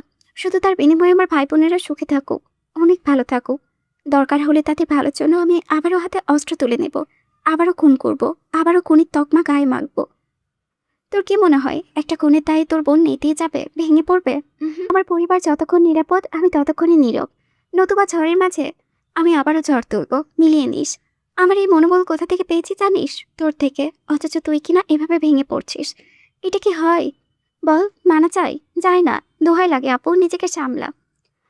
নিচু সরে বলা তার প্রতিটি কথা স্বর্ণ শুনল। বোনের আদর মুখটা তুলে কপালে সময় নিয়ে চুমু আঁকলো। তখনই দু চোখ দিয়ে ঝরঝর করে অশ্রু ঝরতে লাগলো। শীতল বোনকে কাঁদতে বারণ করে সাবধানে থাকতে বলে উঠে দাঁড়াতেই সারাফাত, সাফওয়ান, সিতারা, সিরাত একে একে বুকে চড়ালেন। শীতল সবার আদর পেয়ে তাকালো এখনো ওভাবে বসে থাকা শুদ্ধর পানে। যাওয়ার সময় একটু তাকাবে না? কথা বলবে না? এই লোক এমন কেন? তখন হঠাৎ তার চোখাচোখি হলো রুবাবের সাথে। শীতল তখন আরেকটু কাছে থেকে দাঁড়িয়ে রুবাবকে বলল, ভাইয়া বুঝলে, কিছু কিছু মানুষ বোধহয় টাকার সুখ ভুলতে পারছে না। কিপটে, সারা জীবনে কিপটামি করে গেল। যাই হোক, তোমরা সবাই সাবধানে ফিরো। আর বড় মা, আগামী সপ্তাহে কেউ দেখা করতে এলে আচার পাঠিও। মেজো মা, বয়াম ভর্তি করে শুকনো পিঠা দিবা। আগে বলে দিচ্ছি, কম দিলে খাবো না কিন্তু। আর আম্মু সুন্দর করে নারকেলের নাড়ু বানাবা। বলেও বাদাম দিবা না, কিসমিস বেশি দিবা।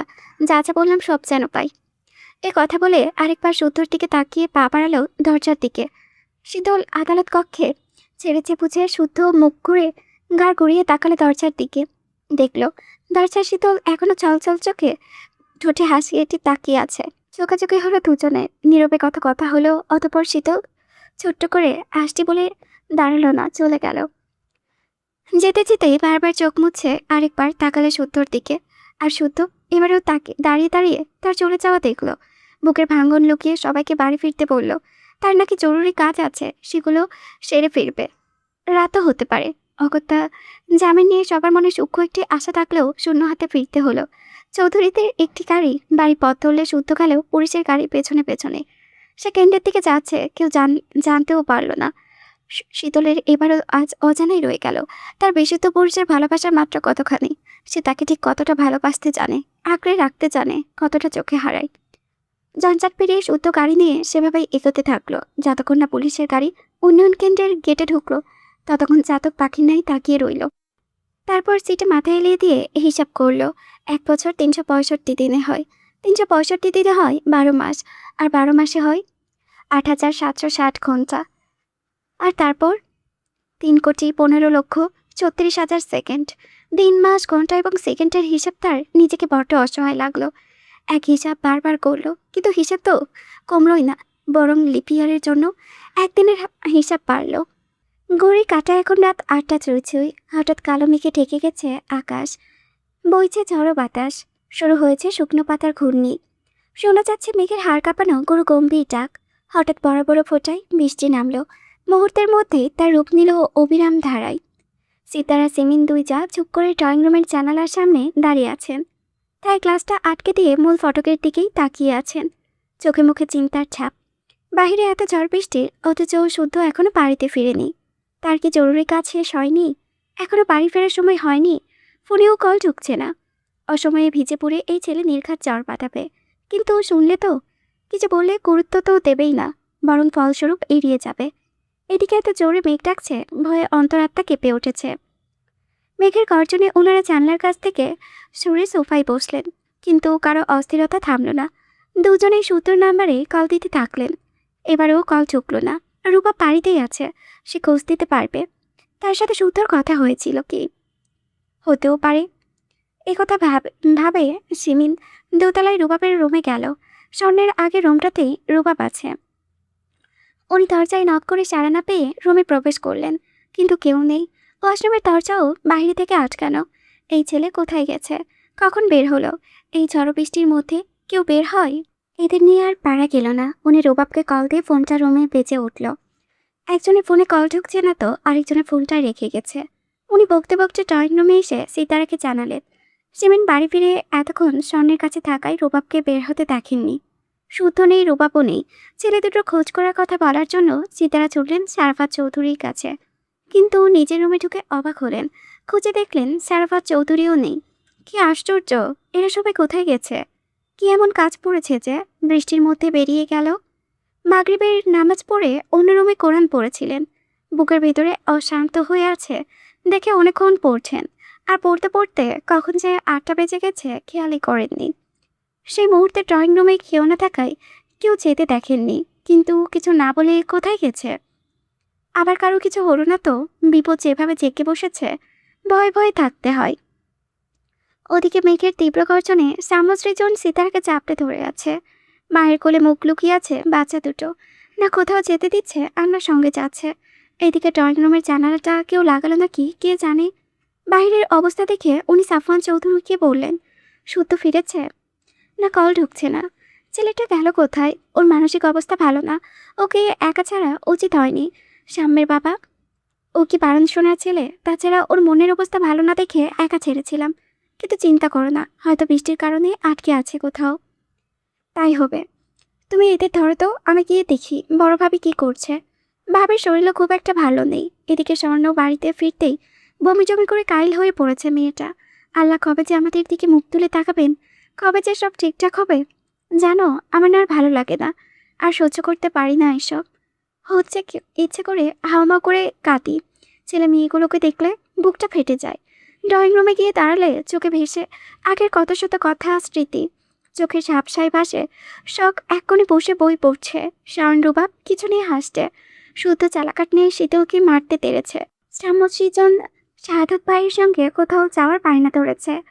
কই সেসব দিন, কই সেসব মুহূর্ত, যখন একা একা বসে ভাবি আমার না মাথা কাজ করে না। আমাদের বাড়ির এমন দশা হবে কল্পনাও আনতে পারিনি। অথচ কথাটা বলতে বলতেই কেঁদে ফেললেন সিরাত। পুনরায় মেঘের গর্জনে কেঁপে উঠল চারিপাশ। শ্যামসিজনকে সাফওয়ান চৌধুরীর কাছে রেখে দ্রুত পায়ে বের হলেন তিনি। ড্রয়িং রুমে সিতারা সিবিন স্বর্ণকে দেখে বুঝতে বাকি রইল না, সত্য ফিরেনি। এদিকে বৃষ্টি বেরিয়ে চলেছে। উনি আরেকবার কল করলে কল ঢুকল না। ছেলের চিন্তায় সিতারা কাঁদছেন। শুদ্ধ এখনো ফিরছে না। রুবাব নেই, শারাফাত চৌধুরীও নেই। দেখে মনে হচ্ছে আবারও বিপদ হয়েছে। নয়তো শারাফাত চৌধুরী উনিকে না বলে কোথায় যাবে? সেখানেই যাক, বৃষ্টি বদলানোর দিনে না বলে যাওয়া মানুষ তো উনি না। নাকি বৃষ্টি হচ্ছে দেখে ভাইয়ের কবরের কাছে ছুটে গেছেন? কেননা ভাইকে যখনই মনে পড়ে তখনই শাহাদাত চৌধুরী কবরের পাশে গিয়ে বসে থাকেন, একা একা তো কথা বলেন। মনটা বেশি খারাপ হলে এক দৃষ্টিতে মাটির দিকে তাকিয়ে থাকেন। আশেপাশে কোথাও আবারও বজ্রপাত হওয়া মাত্রই বিদ্যুতে চলে গেল। সঙ্গে সঙ্গে জেনারেটর চালু হয়ে চারিদিকে আলো চলচল করে উঠল। কিন্তু কারো দুশ্চিন্তা কমল না। এভাবে আরও কিছুক্ষণ কেটে গেল। ঘড়ি কাটাও টিকটিক করে এগোতে থাকলো। ওদিকে এত এত ঝড় বৃষ্টি মেঘের ডাক উপেক্ষা করে শ্যামসিজন বাবাকে আঁকড়ে ধরে ঘুমিয়ে পড়েছে। বাবার হাতের দুটো আঙ্গুলে তাদের ছোট ছোট দুই হাতের মুঠোয়। পৃথিবী লঞ্চকঞ্চ হয়ে গেলেও বাবা তাদের ফেলে যাবে না, কোনো ক্ষতি হতে দেবে না। এ ভরসায় তারা এই পরিস্থিতিতেও নিশ্চিন্তে ঘুমিয়ে পড়েছে। এর ঘণ্টাখানিক পর ধীরে ধীরে মেঘের গর্জন কমে এসেছে। ঘড়ির ঘণ্টা কাটা তখনও 11টা ঘরে স্থির। বৃষ্টির মাত্রা একটু কমেছে, তবে তিনজা এখনও ড্রয়িং রুমে বসে আছে। ঘুরে ফিরে ওই তিনজনকে কল করেছে। তখন পরপর দুটো গাড়ি চৌধুরী নিবাসের মূল ফটক পেরিয়ে ভেতরে এসে থামল। গাড়ির হর্ন শুনে 3 চায়ের কলিচায় পানি এলো। তারা ফিরেছে ভেবে শিমিন তখন ডাকে গজগজ করতে করতে বললেন, আসুক বেয়াদব দুটো, কান টেনে যদি লম্বা না করেছি, মেয়ে জামাই হয়েছে বলে কি সাপের 5 পা দেখেছে? যা মন চাই তাই করবে। রাস্তায় আটকে গেলে কল করে একটু জানালে কি এমন ক্ষতি হতো? তা করবে কেন? দুশ্চিন্তায় রাখতে হবে না বাড়ির লোককে। উনি গজগজ করে দরজা খুলে রাখলেন আর সিরাজ জানালার কাছে দাঁড়ালেন। জানালা দিয়ে উঁকি মেরে দেখলেন পার্কিং লটে আগে 2 গাড়ি থেমেছে। ধীরে ধীরে গাড়ি দরজা খুলে রুবাব নেমে সারাফাত চৌধুরীকে ধরে নামালো। তা দেখে এবার সিরাতের প্রচুরা কুচকে গেল। সারাফাত চৌধুরী কি হলো? ওনাকে এমন লাগছে কেন? অসুস্থ হয়ে পড়েছে নাকি? তারা নামতে নামতে ভেজা শরীরে দুজনে আরেক দফা ভিজল। সিরাজ শুধু বিস্ময় নিয়ে তাকিয়ে রইল। কি হচ্ছে কিছুই ওনার বোধগম্যে হলো না। তখন তারা দরজা পেরিয়ে ড্রয়িং রুমে এসে দাঁড়াতেই সারাফাত চৌধুরীর পাঁচড়া যেন অবশ হয়ে এলো। নিজের ভারসাম্য হারিয়ে উনি ধপ করে মেঝেতে বসে পড়লেন। চারিদিকে কেমন ঝাপসা হয়ে এলো। সিমিন, সিরাত, সিতারা পাখারা হয়ে তাকিয়ে রইলেন। কিছু বলার আগে কয়েক জোড়া পা শব্দে করে সেদিকে তাকালো। অর্ক, হাসান, কামরান, সান্ডি আর আজম মিলে স্ট্রেচারে কাউকে এনে রাখলো ড্রয়িং রুমের মাঝখানে। সাদা কাপড়ে ঢাকা কারো মুখ। বাকিরাও তখন ড্রয়িং রুমে উপস্থিত। হয়তো মোহাম্মদ চোখে তাকিয়ে আছে মৃত মানুষটার কাপড়ে ঢাকা দিকে। কে? কি হয়েছে? এখানে কেন? এই 3টা প্রশ্নের উত্তর পেতে উৎসুক হয়ে রইলেন। সারাফাত চৌধুরী অছরে কেঁদেই যাচ্ছেন। কণ্ঠস্বর ভেঙে গেছে। ভাঙা গলা দিয়ে কথা বের হচ্ছে না। তবুও নিজের মতো করে ভাঙা সুরে আওড়ালেন, এত রাগ ছিল আমার উপর, এত অভিমান নিয়ে কেউ চলে যায়? আর কোনোদিন বাবা বলে ডাকবি না আমায়? আর রাগ দেখাবি না? একবার মাপ চাওয়ার সুযোগটুকু দিলি না রে আব্বা। এই আফসোস কিভাবে ভুলবো? কিভাবে নিজেকে সামাল দেব? এতটুকু বলে থামলেন। তারপর শুকনো ঢোক গিলে পুনরায় বললেন, রেগে একটা মেরেছি না হয়, বাবা হয়ে একটা মারতে পারিনি, শাসন করতে পারি না, তাই বলে এভাবে মুখ ফিরিয়ে নিবি? এভাবে চলে যাবে? ওনার কথা শুনে সিতারা চৌধুরী বিস্ফোরণ দৃষ্টিতে তাকিয়ে রইলেন। তবে কি এটা শুদ্ধ? শুদ্ধর সঙ্গে তো ওনার মনোমালিন্য চলছে। হচ্ছেটা কি? আচ্ছা, এটা কি দুঃস্বপ্ন? উনি কি কোনো ঘোরের মধ্যে আছেন? শরীরের আঘাত করে বুঝলেন না, এটা দুঃস্বপ্নও নয়। তবে কি সত্যি? সত্যি সত্যি ওনার বুক শূন্য হয়ে গেল, কোল শূন্য হয়ে গেল। অভিমান করে ছেলেটা চলে গেল। সকালে যে বলল জরুরি কাজ আছে, ফিরতে দেরি হবে, কিন্তু একেবারে যে হারিয়ে যাবে তা তো বলেনি। শুধু তো একটা ফাঁকিবাজ নয়, মিথ্যেবাদী নয়, সে তো কথা দিয়ে কথা রাখে। তাহলে তিনি রাঁচির শরীরে ঢাকা সাদা কাপড়ের ওপর রক্ত ভেসে উঠেছে, বিশেষ করে মুখের অংশটুকু। ওনার কলিজার টুকরের এই অবস্থা কেন? কি হয়েছে তার? পড়ে টরে গিয়েছিল? কোথায় কোথায় ব্যথা পেয়েছে? মুখে এত রক্ত কেন? একের পর এক বিপদ আঘাত হানছে। হানুক, তাই বলে ছেড়ে চলে যেতে হবে? এ কেমন নিয়ম? আর আজকালকার সবাই এই যাওয়ার এত তারা কেন? এভাবে যেতে থাকলে ওনারা বাঁচবে কাদের নিয়ে? কে বুক প্রাণ জড়িয়ে ডাকবে ওনাদের? উনি আর কিছু ভাবতেও পারলেন না। মস্তিষ্ক এই আঘাত সইতে না পারল না। জ্ঞান হারিয়ে মেঝেতে লুটিয়ে পড়লেন। ওনাকে পড়তে দেখে সিরাত বড়জাকে ধরে চিৎকার করে কেঁদে উঠলেন। সিমি নিজেও পাথর হয়ে দাঁড়িয়ে আছেন। নিজে না হয় বিধবা হলেন, মেয়েকেও এবার বিধবার বেশে দেখতে হবে। এটাও ভাগ্য ছিল। শীতল সহ্য করতে পারবে? মেয়েটার জীবনে কি কম কষ্ট ছিল? ওনার মেয়েটা যে এবার মরে যাবে, সত্যি মরে যাবে। যখনই দেখা করতে যান কতবার করে বলে, আম্মু ওর দিকে খেয়াল রেখো তো, রোজ করে খাওয়াবে, রাত করে ফিরলে বকবে, বুঝাবে আম্মু আমি এখানে খারাপ নেই, বরং ভালোই আছি, তোমরা শুধু ওকে একটু দেখো। মেয়ে তো দায়িত্ব দিয়েছিল, কিন্তু এখন সেই দায়িত্ব পালন করতে পারলেন না। এবার কোন মুখে মেয়ের সামনে দাঁড়াবেন, কি বলবেন? উনি আর কিছু ভেবে পেলেন না। সাহসা হলো না সাদা কাপড় তুলে মুখটা দেখার। শুধু ফ্যাল করে মেঝের দিকে তাকিয়ে রইলেন। এদিকে সিতারার মুখে পানি ছিটা দিয়ে কোনো মতেও জ্ঞান ফিরল। পাশে বসে কাঁদছে সব, হাত পা ডলে দিচ্ছে ঐশ্বর্য। হঠাৎ ওনার দৃষ্টি আটকালো অর্ক, সান্ডি, হাসান আর কামরানের দিকে। এরা এখানে কেন? এরা শাহানকে নিয়ে দেশের বাইরে ছিল এতদিন। ওনার এবার টনক নড়ল। সেদিনের সেই ঘটনার পর শাহানের উপর আবারও হামলা হয়েছিল। ভুল ঔষধ দেওয়া হচ্ছিল, ফলে তার শাহানের শরীর কাজ করা বন্ধ করে দিয়েছিল। এর পরদিনই গোপনীয়তার সাথে শাহানকে দেশের বাইরে পাঠিয়ে দেওয়া হয়েছিল। শাহানের কেবিনে রাখা হয়েছিল অন্য কাউকে, এমনকি একজন ডক্টর ছাড়া অন্য কেউ অ্যালাউ ছিল না। তবে সমস্যা পেতেছিল তার সাথে কে যাবে, কে থাকবে। এদিকে শুদ্ধ যদি ভাইয়ের সাথে যায়, এই দিকটা সামলাবে কে? শুদ্ধ চলে গেলে শীতল মানসিকভাবে আরও ভেঙে পড়ত। মেয়েটার কথা বিবেচনা করে বিপদের দিনে শুদ্ধর বন্ধুরা এগিয়ে এসেছিল। সায়নকে পাঠিয়ে তারাও একে একে দেশ ছেড়েছিল। তাদের সঙ্গে সরকার ঐশ্বর্যও ছিল, যার কারণে বাড়িতে এদের উপস্থিতি ছিল না। কিন্তু এরা ফিরে এসেছে কেন? এখন তো ফেরার কথা নয়। তবে ওরা কাঙ্ক্ষিত পরিস্থিতিতে মানুষের মস্তিষ্ক ও পরিচিত গণ্ডির বাইরে চিন্তা করতেও অলসতা করে, ফলে নির্দিষ্ট কারো উপর সবটুকু মনোযোগ বা দুশ্চিন্তা স্থির করে ফেলে। এখন যেমন শুদ্ধ বাড়ি নেই, বাইরে ঝড় বৃষ্টি, এত ছেলেকে নিয়ে দুশ্চিন্তায় করে এতক্ষণে লাশটাকে শুদ্ধই ভেবেছিল। কিন্তু অর্কদের সাথে দেখে ওনার টনক নড়ল। শান ফেলে ফেলে ফিরে আসার মানুষ না এরা। উনি সমীকরণ মেলাতে পারলেন না। মায়েদের মন বড়ই বিচিত্র। বিপদ আসলে আগে সন্তানদের কথাই মাথায় আসে। মনে যাতে সবার আগে সন্তানদের জন্য করার দোয়াই মুখ থেকে বের হয়। সিতারার এবার বুক পাঁজর যেন ভেঙে এলো। বুকে কিছু চাপ দিয়ে ধরল। উনি নিজেকে ছাড়িয়ে হামাগুড়ি দিয়ে লাশের কাছে গেলেন। দুই চোখের পানিতে কিছু দেখতে পাচ্ছেন না। সন্তানকে কি মা ভয় পায়? পায় না তো। যবে ভয়ঙ্কর লাশই হোক, মায়ের কাছে সন্তান সবসময় বড্ড আদরে। কম্পিত হাতে মুখের উপর থেকে সাদা কাপড়টা সরাতে দেখা গেল রক্তে মাখা একখানা মুখ। উনি শাড়ির আঁচল দিয়ে যত্ন করে মুখখানা মুছে দিতে দিতে মায়া ভরা কণ্ঠে ডাকল, সায়ন, কলিজা আমার, কি হয়েছে বাবা? গলা ফাটিয়ে আম্মু আম্মু করে ডাকতে ডাকতে বাড়িতে ঢোকার কথা ছিল না তোর? ওর তো বাবা, মামা বলে একবার ডাক দেখি। কতদিন ধরে ডাকিস না আমায়, ডাক না একবার। বিড়বিড় করে এসব আওড়াতে আওড়াতে রক্ত মুছে দিতেই একটা মুখ স্পষ্ট হলো। চোখের পানি মুছে একটু ঝুঁকে ভালো করে তাকালেন ফর্সা মুখখানার দিকে।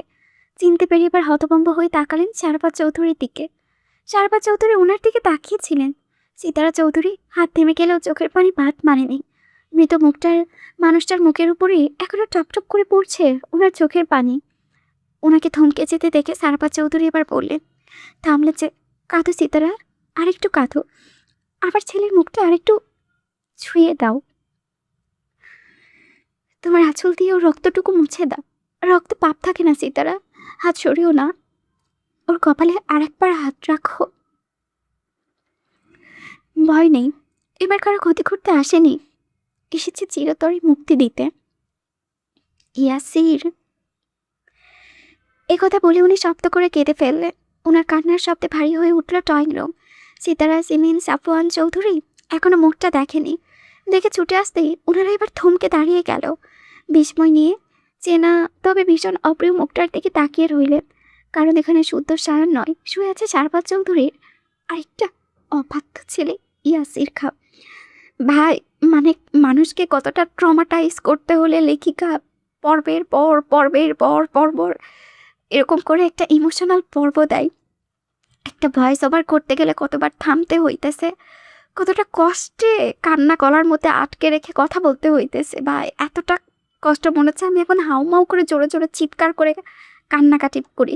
ভাই, আমি এত শক্ত মনের মানুষ না যে একটু মানে দুঃখের কথা শুনলেও নিজেকে স্ট্রং রাখতে পারি। কি বলবো ভাই, আমি পুরাই স্পিচলেস। আমি 1 ঘন্টা ধরে একটা ভয়েস ওভার করতেছি, শুধুমাত্র এইটা বারবার আটকে যাইতেছি, বারবার ডিলিট করতে হইতেছে, ভয়েস আবার অ্যাড করতে হইতেছে। মানে যেখানে এটা কত মিনিট, 10 থেকে 12 মিনিটের একটা ভয়েস ওভার, সেখানে আমার 1 ঘন্টা ধরে মানে কান্না আটকায় ভয়েস ওভার করতে হচ্ছে। ধীরে ধীরে সময় গড়াতে লাগলো। ড্রয়িং রুম থেকে কান্নার শব্দ ক্ষীণ হতে হতে একেবারে মিলিয়ে গেল। শারাফাত চৌধুরী দেওয়ালে মাথা ঠেকিয়ে বসে আছেন। ওনার কোলের উপর ইয়াসিরের মাথা। উনি আলতো করে ছেলের মাথায় হাত বুলিয়ে দিচ্ছে। রক্ত ভিজে আছে ইয়াসিরের মাথার চুল। কপালের এক পাশে দিয়ে বুলেট ফুঁড়ে আরেক পাশ দিয়ে বেরিয়েও গিয়েছে। ক্ষতস্থান থেকে এখনো চুইয়ে চুইয়ে রক্ত পড়ছে। সেই রক্ত জমা হচ্ছে ঘাড়ের কাছে। ভিজে আছে সাদা কলারের টি শার্ট, সাদাতে লাল রক্ত ফুটে উঠেছে। শারাফাত চৌধুরীর নির্লিপ্ত চাহনি তার মুখের দিকে তাকিয়ে আছে। আল্লাহর সৃষ্টি কতই না সুন্দর, কত যত্ন করে বানিয়েছে ওনার ছেলেটাকে। নীল চমৎকার দুটো চোখ, কত সুন্দর মুখের গড়ন। ওর মা শখ করে নাম লিখেছিল ইয়াসির খান। চেয়েছিল মানুষের মতো মানুষ করতে, কিন্তু রাগ চেয়ে ওকে পথভ্রষ্ট করলো, বিপদে নিয়ে গেল। টাকার পিছনে ছুটতে গিয়ে জীবনের সবচেয়ে বড় ক্ষতিটা করলো। তবুও উনি যথেষ্ট চেষ্টা করেছেন ফিরিয়ে আনার, কিন্তু সে তার জেদে অটল। যে দেখাতে দেখাতে আজকের এই পরিণতি। সে যদি নিজেকে একটু শুধরাতে পারত, তাহলে শেষটা এমন নাও হতে পারত। ওনার 2 হাতের উপর শেষ নিঃশ্বাস ত্যাগ করেছে ইয়াসির, অথচ এই হাতটা ওনার শক্তি ছিল। বেঁচে থাকার আরেকটি অবলম্বন হতে পারত, কিন্তু হয়নি, কারণ সে চায়নি। সে চেয়েছিল যত রকমের বাজে কাজ আছে তার নিজের মধ্যে আয়ত্ত করতে, করেছেও।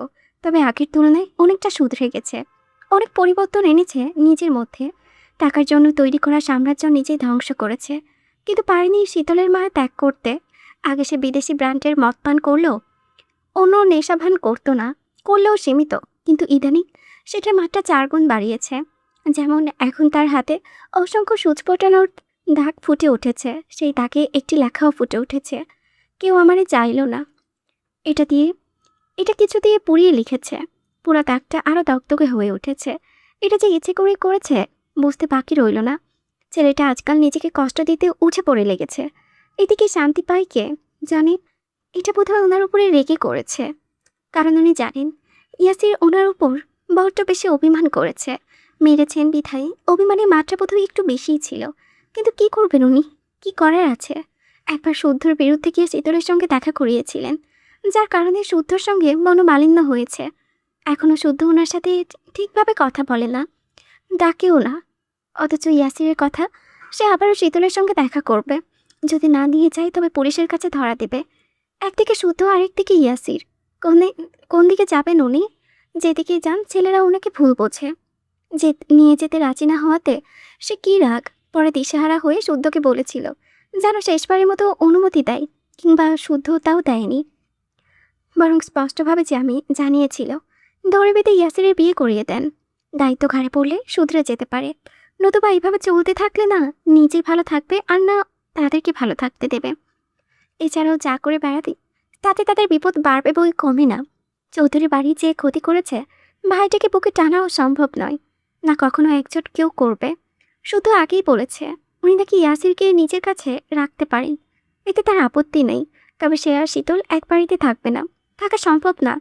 প্রয়োজন হলে শীতলের জামিনের পরপরই দেশে বাহিরে চলে যাবে, ওখানে ছোট্ট একটা সংসার করবে। দুটিতে দিব্যি দিন কেটে যাবে। কিন্তু এখন যা হচ্ছে সেটা আর চলতে দেওয়া যাবে না।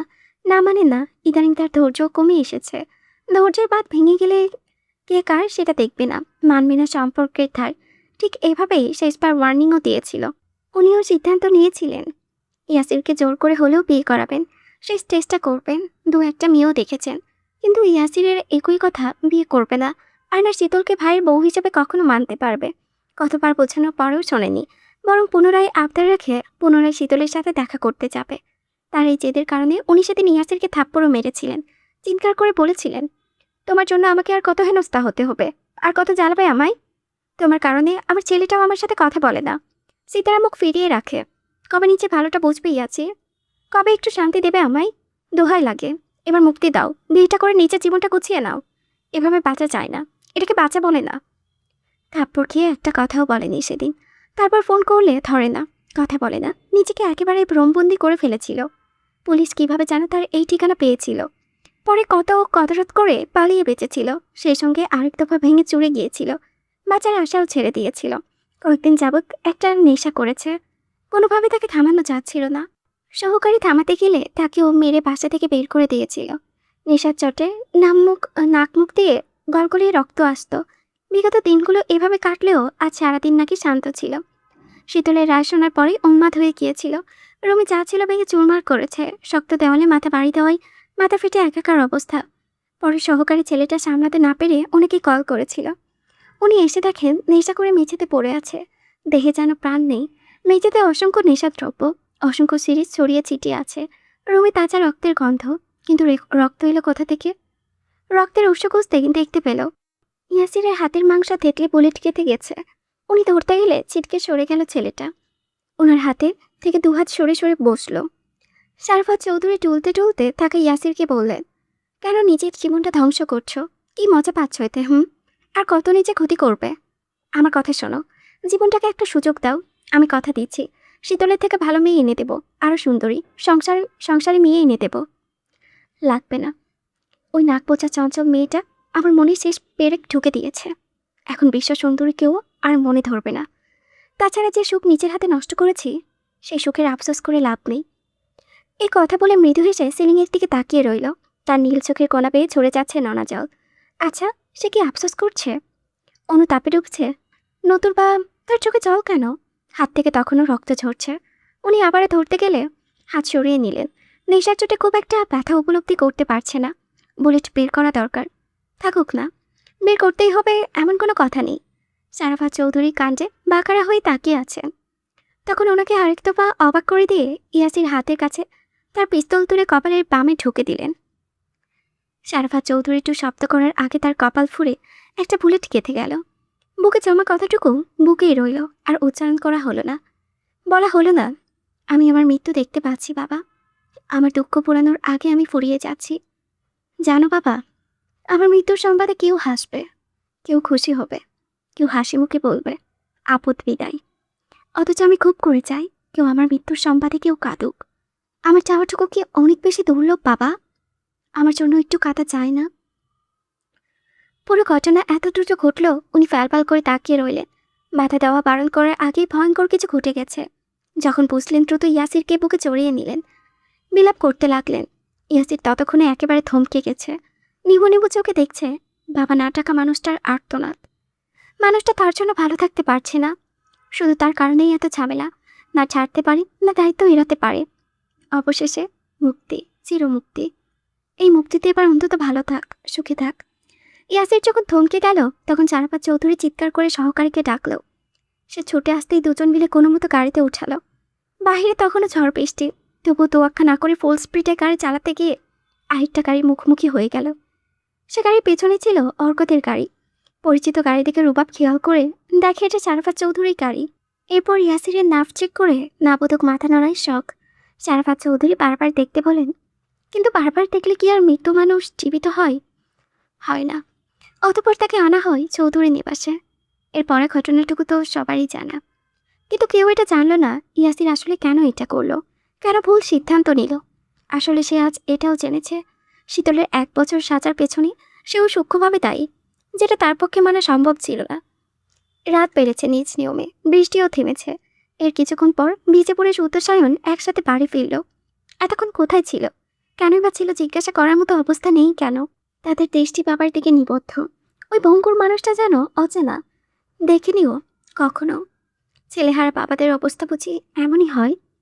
পরিস্থিতি এমন, এতদিন পর ছেলেকে দেখেও সীতারা বুকে চড়াতে পারলেন না। বাবা আরেক ছেলেকে বুকে টানতে পারলেন না। চাতক পাখির নয় অপেক্ষায় থাকা স্ত্রীকে দেখেও নীরব থাকতে হলো। শান দাঁড়িয়ে থাকতে পারল না, বসে পড়ল। শুদ্ধ সোফার কুসুম ঠিকঠাক করে তাকে আরাম করে শোয়ার ব্যবস্থা করলো। যদিও এখনও ঠিকঠাকভাবে হাঁটতে পারি না, সময় লাগবে পা চড়া ঠিক হতে। এছাড়াও তার কাঁধে পিঠে বাহুতে এখনও ক্ষত, যা সারেনি। আরও রেস্ট প্রয়োজন। রাত বাড়ছে, ছেলেরাও এসে গেছে। দেখে এবার সারাফাত চৌধুরী মুখ তুলে তাকালেন। একটু ঝিম মেরে থেকে নিশ্চুপ থেকে সীতারাকে বললেন, তোমাকে একদিন বলেছিলাম চৌধুরী নিবাস হচ্ছে ফুলের বাগান, আর বাড়ির প্রতিটা সদস্য হচ্ছে সেই বাগানের প্রিয় ফুল। তুমি এতদিন নিজের মতো করে বাগানের যত্ন করে এসেছ, ফুল ফুটিয়েছ। এটা তোমার সংসার, তোমার পরিবার। আমি তোমার মতো সংসার বুঝি না। তবে আজকে তোমার ফুল বাগানের একটু অংশ আমাকে দাও, ধরে নাও। কখনো এমন দাবি রাখবো না। আসলে ওর এনকাউন্টার জারি করা, পুলিশ যেখানেই দেখবে গুলি করবে, দেহটাকে কাটাছেঁড়া করবে, কিংবা দুবাই পাঠিয়ে দেওয়া হবে। আমি চাচ্ছি আমার কাছে ওকে লুকিয়ে রাখতে। দেহে প্রাণ নেই, আর চাইলেও কারো ক্ষতি করতে পারবে না। স্বামীর কথা শুনে সীতারা ঝরঝর করে কাঁদলেও শুদ্ধ রূপাপ সহ আরও বাকি ছেলেদের উদ্দেশ্যে আদেশ দিলেন সারাফাত চৌধুরীকে সাহায্য করার জন্য। অতঃপর বাগানে বড়ই পাতা আর গরম জলে ইয়াসিরকে গোসল করানো হলো। পরিচিত ইমামে নিয়ে সাদা কাফনে মোড়ানো হলো। তারপর বাগানের এক কোণে উপস্থিত কয়েকজনের মাধ্যমে ইয়াসিরের দাফন সম্পূর্ণ হলো। সমাপ্ত হলো এক পাপিষ্ট পুরুষের জীবন কাহিনী। বাগানের এক কোণে দাফন করে সবাই একে একে বাড়ির ভিতরে ঢুকে গেল। শাওন একা হাঁটতে হাঁটতে পারে না দেখে জানাজাতে শরিক হতে পারেনি। শুদ্ধ ফিরে আসার জন্য পিছু ঘুরবে, তখনই সারাফাত চৌধুরী বললেন, মৃত মানুষের উপর রাগ পুষে রাখতে নেই, পারলে মাফ করে দিও। আমার সন্তানের পাশে তোমার সন্তানকে ঠাঁই দিয়েছি, আর কি চাও? এ কথা বলে শুদ্ধ আর দাঁড়ালো না। সারাফাত চৌধুরী এতক্ষণে খেয়াল করলেন শুদ্ধ শীতলের মৃত সন্তানের পাশে ইয়াসিরের কবর। অবাক হলেও আবার খুশিও হলেন। যাক, অবাকের একদিকে তো ঠাঁই মিলল।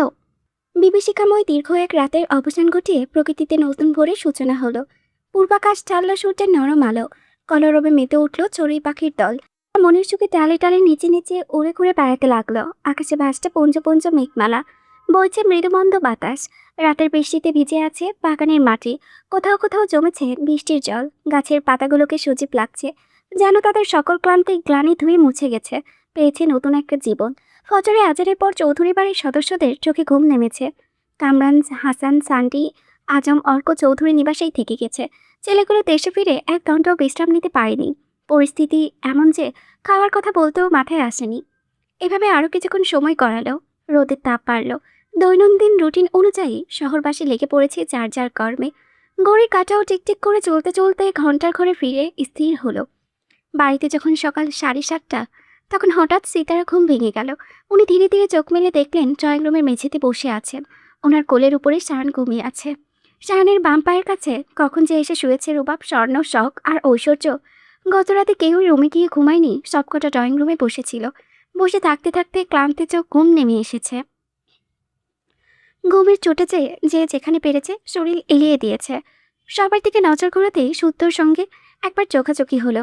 ছেলেটা আছড়া হয়ে সোফায় বসে আছে, হয়তো শাওয়ার নিয়েছে। হাতে ধোয়া ওঠা কফির মুখ। উনাকে জাগতে দেখে শুদ্ধই আগে মুখ খুলল। এভাবে শুয়ে বসে থাকলে ঘাড় ব্যথা করবে, ওদেরকে উঠিয়ে চার চার রুমে পাঠিয়ে দাও। হুম, সকাল 8টায় ভাইয়ার মেডিসিন আছে। নাস্তা বানাতে দেরি লাগবে না, ঝটপট। আমি বাহির থেকে নাস্তা আনিয়েছি। ওমা, বাহির থেকে কেন? তোমার শরীরটাও ভালো নেই, আজ না হয় রেস্ট নাও। তা তোমার বাবা কি রুমে? না, বাগানের দিকে গেল। ও, বাকিরা এখানে ঘুমালেও স্বর্ণকে রুমে পাঠাওনি কেন? ওর কি এখন এভাবে চললে হবে? নিজের সচেতনতা নিজের কাছে। কেন, কিছু হয়েছে? হয়নি, তবে হতে কতক্ষণ। আমি চলে এসেছি দেখে। তোমার গুণধর ছেলে স্বর্ণের পেটের উপরে পা তুলে ঘুমিয়ে আছে। মুখে বলতে হবে না? ঘুমের ভঙ্গি দেখে স্পষ্ট উনি শীতলের বড় ভাই।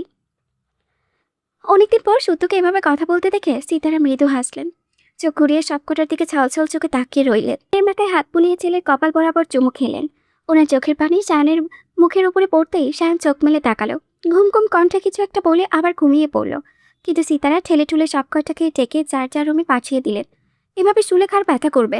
কারোরই ঠিকঠাকভাবে ঘুম পুরো হয়নি দেখে কেউ কথা বাড়ল না। হেলে তুলে চেয়ে চার বরাদ্দকৃত রুমে চলে গেল। সীতারা উঠে রান্নাঘরের দিকে গেলেন। একটু পরে সিমিন সীতারা এসে কাজে হাত লাগালেন। এদিকে সবাই চলে গেলেও শায়ান চুপ করে বসে আছে। সে একা উঠতে পারে না, ধরে ধরে হাঁটতে হয়। পায়ে খুব বেশি একটা শক্তি পায় না। সকালবেলা খালি পেটে গা গলিয়ে উঠতেই স্বর্ণ রুমের দিকে দৌড় দিল। পেছন থেকে শুদ্ধ সাবধানে যাওয়ার কথা স্মরণ করিয়ে দিল। আশেপাশে কাউকে না দেখে শায়ান এবার শুদ্ধর দিকে তাকালো। তারপর গলা খাকারি দিয়ে বলল, রুমে যাব।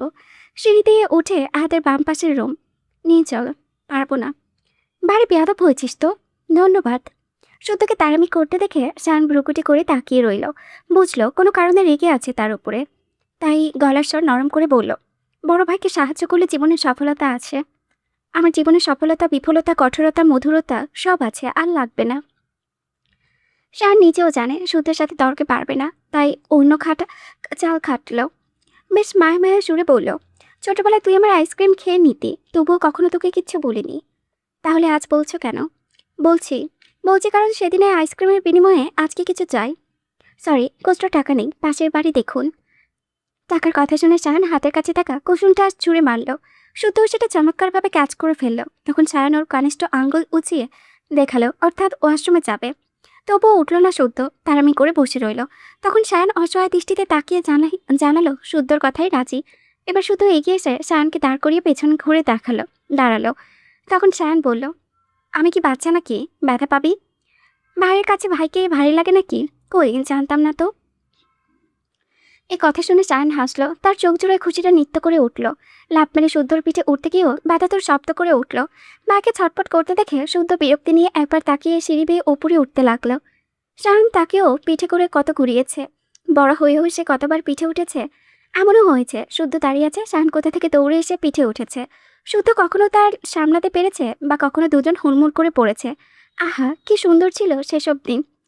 আগের কথাগুলোই ভাবছিল শায়ান। হঠাৎ সিঁড়িতে শুদ্ধ তাকে ছেড়ে গেলে চিৎকার করে উঠল। বয়স উত্তর গলা চাপটে ধরে এক মনে গালি দিতে লাগলো। শায়ানের চেঁচানো শুনে সিতারা, সিমিন, সিরাত ছুটে এসে ওদের কাণ্ড দেখে হেসে ফেললেন। মিচি মিচি শুদ্ধকে বকলেন। শুদ্ধ কোনো প্রতিক্রিয়া দেখালো না, ভাইকে নিয়ে রুমে চলে গেল। ওদের যেতে দেখে ওনারাও কাজে লেগে পড়লেন। কতদিন পর আবারও খুনসুটির দেখা মিলল। মনে প্রাণে দোয়া করতে লাগলেন এই খুনসুটি যেন অটুট থাকে। তারপর শুদ্ধ শায়ানকে রুমে পৌঁছে দিয়ে পা বাড়িতে যাবে, তখন শায়ান ডেকে উঠল, ভাই। কতদিন পর সুমধুর ডাক শুনে শুদ্ধর পা চোরা থেমে গেল, ঘাড় ঘুরিয়ে তাকালো। তখন সায়ন মাথা নিচু করে বলল, ভালো থাকার অভিনয়ে বরাবরই তুই সেরা, কিন্তু আমি তো পারি না। আমি বোনের কাছে যাব। সুস্থ হও। আমি সুস্থ আছি, চল ভাই। কেন বুঝতে পারছিস না আমি শান্তি পাচ্ছি না? বাড়িতে পা রাখার সঙ্গে সঙ্গে কানে ভেসে আসছে আমার শীতলের ডাক, খিলখিল হাসির শব্দ। কত খুনসুটিপূর্ণ মুহূর্ত। শুদ্ধ ভাই আমার, নিয়ে চল না প্লিজ। সুস্থ হোক, ঘাড়ে করে হাতি টানিয়ে নিয়ে যেতে পারবো না। এমনিতেও প্রচুর ঢকল যাচ্ছে, শরীরটাও ভালো যাচ্ছে না। তাছাড়া আজ খুব ভিড় হবে। হোক, আমি আজই যাব। আচ্ছা দেখি পারমিশন পাই কিনা। আজই কিন্তু। এই কথা বলে চলে গেল। শুদ্ধ চলে গেল। তখন স্বর্ণ ওয়াশরুম থেকে বের হতেই চার চোখের মিলন ঘটল। কেউ চোখ সরালো না, নড়লও না, কেবল তাকিয়েই রইল। প্রিয় মুখখানার দিকে তাকিয়ে হাত দুদিকে বাড়াতেই স্বর্ণ ছুটে গিয়ে আছড়ে পড়ল তার বুকে। কিছুটা পিছিয়ে গেল সায়ন। তার সামলাতে না পেরে স্বর্ণকে নিয়ে শুয়ে পড়ল। প্রচণ্ড ব্যথাও পেল, চুপ করে রইল। তখন স্বর্ণ বুকুক্ষের মতো শ্বাস টানতে থাকলো। এই তো তার প্রিয় গান, প্রিয় মানুষ। এটার জন্য এতদিন পাগল পাগল লাগছিল। সে সায়নের টি শার্টের কলার খামচে ধরে বুকের ভিতরে ঢুকে যাওয়ার চেষ্টা করলো, কিন্তু পারল না দেখে ব্যর্থ হয়ে ফুপিয়ে কেঁদে উঠল। সায়ন তাকে শক্ত করে নিচের বাহু জুড়ে আগলে নিল, মুখে রানেই কারো। ওভাবে রইল কিছুক্ষণ। বেশ কয়েক মিনিট পর সায়ন স্বর্ণের মাথায় আদরে গিয়ে বেশ আদরে সুরে ডাকল, জান, কথা বলবি না? অন্তরাত্মা সুখিয়ে আছে আমার, একটু কথা বল। খুব বেশি কষ্ট দিয়ে ফেলেছি, সরি। আচ্ছা সরি। সরির সঙ্গে আই লাভ ইউ। আর টক মিষ্টি ভর্তা। ভর্তা না, তোর পছন্দ? ভালোবাসি তো, ভীষণ ভালোবাসি, পাগলের মতো ভালোবাসি। এ কথা বলে স্বর্ণের মুখ উঁচু করে ধরে কপালের মাঝখানে আদর দিল। স্বর্ণের চোখের পানি বাদ মানল না, এবার শব্দ করে কাঁদতে লাগলো। স্বর্ণকমলকে কাঁদতে দেখে সায়নও কেবল ছটপটিয়ে উঠল। অসহায় দৃষ্টিতে তাকিয়ে বলল, জান, জান রে, এভাবে কাঁদিস না। তোকে কাঁদতে দেখলে আমার অসহায় লাগে। আমার পুরো পৃথিবী অন্ধকার হয়ে আসে। থাম, থাম না বাল। স্বর্ণকে চুপ থাকতে দেখে সায়ন হঠাৎ ইয়াক ইয়াক করে বমি করার মতো ভঙ্গি করল। স্বর্ণ উতলা হয়ে ধরতে গেলে সায়ন তাকে থামিয়ে দিয়ে বলল, তেমন কিছু না, একদম ঠিক আছি। আসলে বাবা হব তো, তাই ঘন ঘন বমি পাচ্ছে আর কি। এই কথা বলে দাঁত বের করে হাসল সে। স্বর্ণ ওর বুকের কিল বসিয়ে হেসে ফেলল। এত পাচি। তখন সায়ন তার হাতটা ধীরে ধীরে স্বর্ণের পেটে ছুঁয়ে ফিসফিস করে বলল, আমার বাবাকে অতিষ্ঠ করে তোলা। এই আমিটাও বাবা হয়ে গেলাম। কি আশ্চর্য, কি আশ্চর্য। ঐশ্বর্য, আয় কাঁপছো কেন তুমি? কি হয়েছে দেখি, তাকাও আমার দিকে। আচমকা রূপাবের কথা শুনে গাড় ঘুরিয়ে তাকালো। ঐশ্বর্য হাসার চেষ্টা করলো, অথচ এখনো থরথর করে কাঁপছে সে। হঠাৎ কাঁপতে দেখে রূপাব দ্রুত পায়ে এগিয়ে এলো। সদ্য সাবান নেওয়া ঠান্ডা হাতটি রাখলো তার কপালে। বুঝলো জ্বরে কাপ পড়ে যাচ্ছে, এটা গত রাতে বৃষ্টির ভেজার ফল। রূপাব দ্রুত তাকে বিছানায় শুয়ে পুনরায় ছুটল ওয়াশরুমের দিকে। পানি এনে রুমাল ভিজিয়ে জালপট্টি দিতে থাকলো। তোয়ালে ভিজিয়ে হাত পা মুছে দিল। তার চোখে মুখে পাকুলতা। ঐশ্বর্য ছলছল চোখে তাকিয়ে ঠোঁটের কোণে হাসি এঁটে তার দিকে তাকিয়ে রইল। এতদিন বাহিরে থাকলেও মন পড়ে থাকতো এই পুরুষটার কাছে। দীর্ঘশ্বাসের মাঝে মাঝে বুঝে নিত এই মানুষটাও তাকে ছাড়া ভালো নেই, কিন্তু কিছু করারও নেই। মাঝে মাঝে দূরত্ব ভালোবাসা বাড়ায়, বোঝায় ভালোবাসার গভীরতা। আর যে তার জীবনের সকল অপূর্ণতারটুকু সদরে গ্রহণ করেছে, জীবনে ঠাঁই দিয়েছে, তাকে পাগলের মতো ভালোবেসেছে, তাকে উন্মাদের মতো ভালোবাসা না চাই, তাহলে কিভাবে হবে? এতে বেইমানি হয়ে যাবে না? যাবে তো, ঠিক কারণে সেই পুরুষটাকে ভালোবাসে, ভীষণ ভালোবাসে। এইদিকে হঠাৎ জ্বর কখন এলেও তাকে বলল না কেন? এই নিয়েও বকল রূপাব। আবার খেয়াল না করাই নিজের উপরও ভীষণ রাগ হলো তার। কিছু খাইয়ে ওষুধ খাওয়াতে হবে। উঠতে গেলে ঐশ্বর্য এক হাতে আঁকড়ে ধরল। থেমে গেল রূপাব, জিজ্ঞাসা দৃষ্টিতে তাকালো। ঐশ্বর্য মাথা নাড়ল, অর্থাৎ যেও না প্লিজ। তারপর রূপাবের বুকে মাথা রেখে ফিসফিস করে বলল, স্ট্যাচু, নড়বে না, এভাবেই থাকো। এভাবে থাকলে জ্বর কমবে? কিছু খেয়ে মেডিসিন খেতে হবে। খাবো না মেডিসিন। তাহলে কি খাবে? ভালোবাসা খাবো। ভালোবাসা খাওয়া চাই? খুব চাই। খেয়েছ কখনো? খেয়েছি। যে খাইয়েছে কে? সে আমার একান্ত ব্যক্তিগত প্রেম বিক্রেতা। ঐশ্বর্য কথা শুনে না চাইতেও হেসে ফেলল রূপাব। মেয়েটাকে বুকের সাথে চেপে ধরে তার তপ্ত ওষ্ঠে চুমু এঁকে দিল। ঐশ্বর্য কপাল দেখিয়ে দিলে কপালেও আদর আঁকল। এরপর একে একে কপাল, গাল, থুতনি দেখালে রূপাব মিটিমিটি হাসতে হাসতেই তার মিষ্টি আবদার মেটালো। সে বরাবরই বিশ্বাস করে যে প্রতিটি মানুষের জীবনে সুন্দর মানুষ থাকার চেয়ে বিশ্বস্ত মানুষ থাকা জরুরি, যার কাছে বুঝতে আর বুদ্ধিমত্তার পরীক্ষা দিতে হবে না, মেপে বুঝে কথা বলতে হবে না, যখন তখন আহ্লাদ করা যাবে, রাগ অভিমান করা যাবে, ইচ্ছে মতো দুঃখ জমা রাখা যাবে। এমন একটা মানুষ দরকার, খুব দরকার। কেন ধর সর্বদা ম্যাচিউরিটি দেখানো রক্তে মাংসে করা মানুষদের জীবনেও বিশেষ কিছু কষ্ট থাকে, ব্যর্থতা থাকে, অপূর্ণতা থাকে। সেসব চাপা দেওয়ার জন্য দরকার বিশ্বস্ত মানুষ, বিশ্বস্ত একটি বুক, যার বুকে মাথা রেখে পৃথিবীর সব কিছুকে তার তুচ্ছ অপ্রয়োজনীয় মনে হবে, যার বুকে প্রশান্তি পাওয়া যাবে, যার কথায় অস্থিরতার কমবে, যার মুখ দেখলে চোখ জোড়াবে, মন জোড়াবে। আর যার এতটুকু আছে, তার অর্থের অভাব থাকলেও সে গরিব হয় না, সে সুখী। সুখ সবার জন্য না, সুখের বাজার বড়ই চড়া। এই জন্য বোধহয় সুখ সবার কপালে সয় না। উন্নয়ন কেন্দ্রের একটি রুমে প্রতির মতো কাজ শেখানো হচ্ছে। প্রশিক্ষক হাতে ধরে শিখিয়ে দিচ্ছে কিভাবে কি কি করতে হয়। শীতল মন দিয়ে সেসব দেখে নিচে করার চেষ্টা করেছে। এখানে তার মতো যারা আছে সবাইকে ভিন্ন ভিন্ন কাজ শেখানো হয়। শুয়ে বসে না থেকে এইসব কাজ করে ব্যস্ত রাখা হয়। তখনই তাকে জরুরিভাবে ডাকা হলো, দ্রুত যেতে বলা হলো সাক্ষাৎ কক্ষে। কিন্তু আজ কারো আসার কথা না, আবার কিছু হলো না তো, এ কথা ভেবে দাঁড়ালো না, একচুটে বেরিয়ে গেল। আজকে শুক্রবার বিধায় সাক্ষাৎ কক্ষে ভিড়টা একটু বেশি। কক্ষটি মাঝখান থেকে বড় লোহার জাল দিয়ে দুই ভাগে বিভক্ত। এর এক পাশে কয়েদিরা দাঁড়ায়, অন্য পাশে দর্শনার্থীরা। মাঝখানে কিছুটা ফাঁকা জায়গা থাকে যাতে সরাসরি স্পর্শ করা না যায়। অন্যরাও তাদের প্রিয়জনদের সাথে দেখা করতে এসেছে। কথা বলেছে বিধায় কক্ষটি শোরগোলপূর্ণ। শীতল উকিঝুঁকি মেরে লাফ মেরে সত্যকে খুঁজছিল, কিন্তু না পেয়ে ঘাড় ঘুরিয়ে এদিক ওদিক তাকালো। তাহলে কি সত্য আসেনি? কই, বাড়ির কাউকে তো দেখছে না। উঁচুক হয়ে পায়ের গোড়ালি উঁচু করে আরেকবার খুঁজতেই তার দৃষ্টি আটকালো। ভিড়ের মাঝে একদম কর্নারে বিস্ময় চোখজোড়া বড় বড় হয়ে গেল। না চাইতো টৈটুম্বর চোখের জলে ঝাপসা হয়ে এলো সামনে দাঁড়ানো মানুষটার মুখ।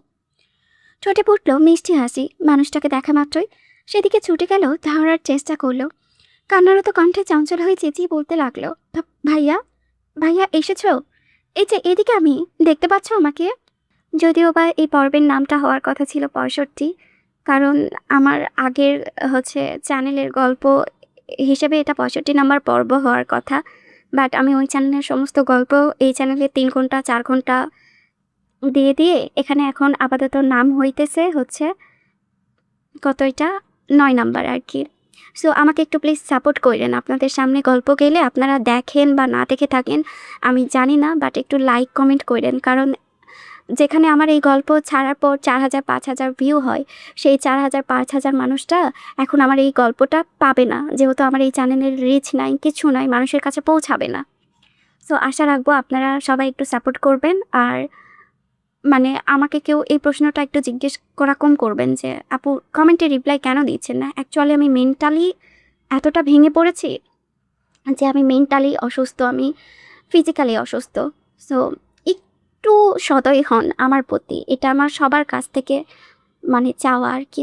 আচ্ছা যাই হোক, ভাইয়া, ভাইয়া এসেছো? এই যে এদিকে, আমি দেখতে পাচ্ছ আমাকে? কথাগুলো বলতে বলতে শীতলের কণ্ঠস্বর যেন কান্নায় পৌঁছে এলো। মনতে পাখির মতো চটপট করতে লাগলো।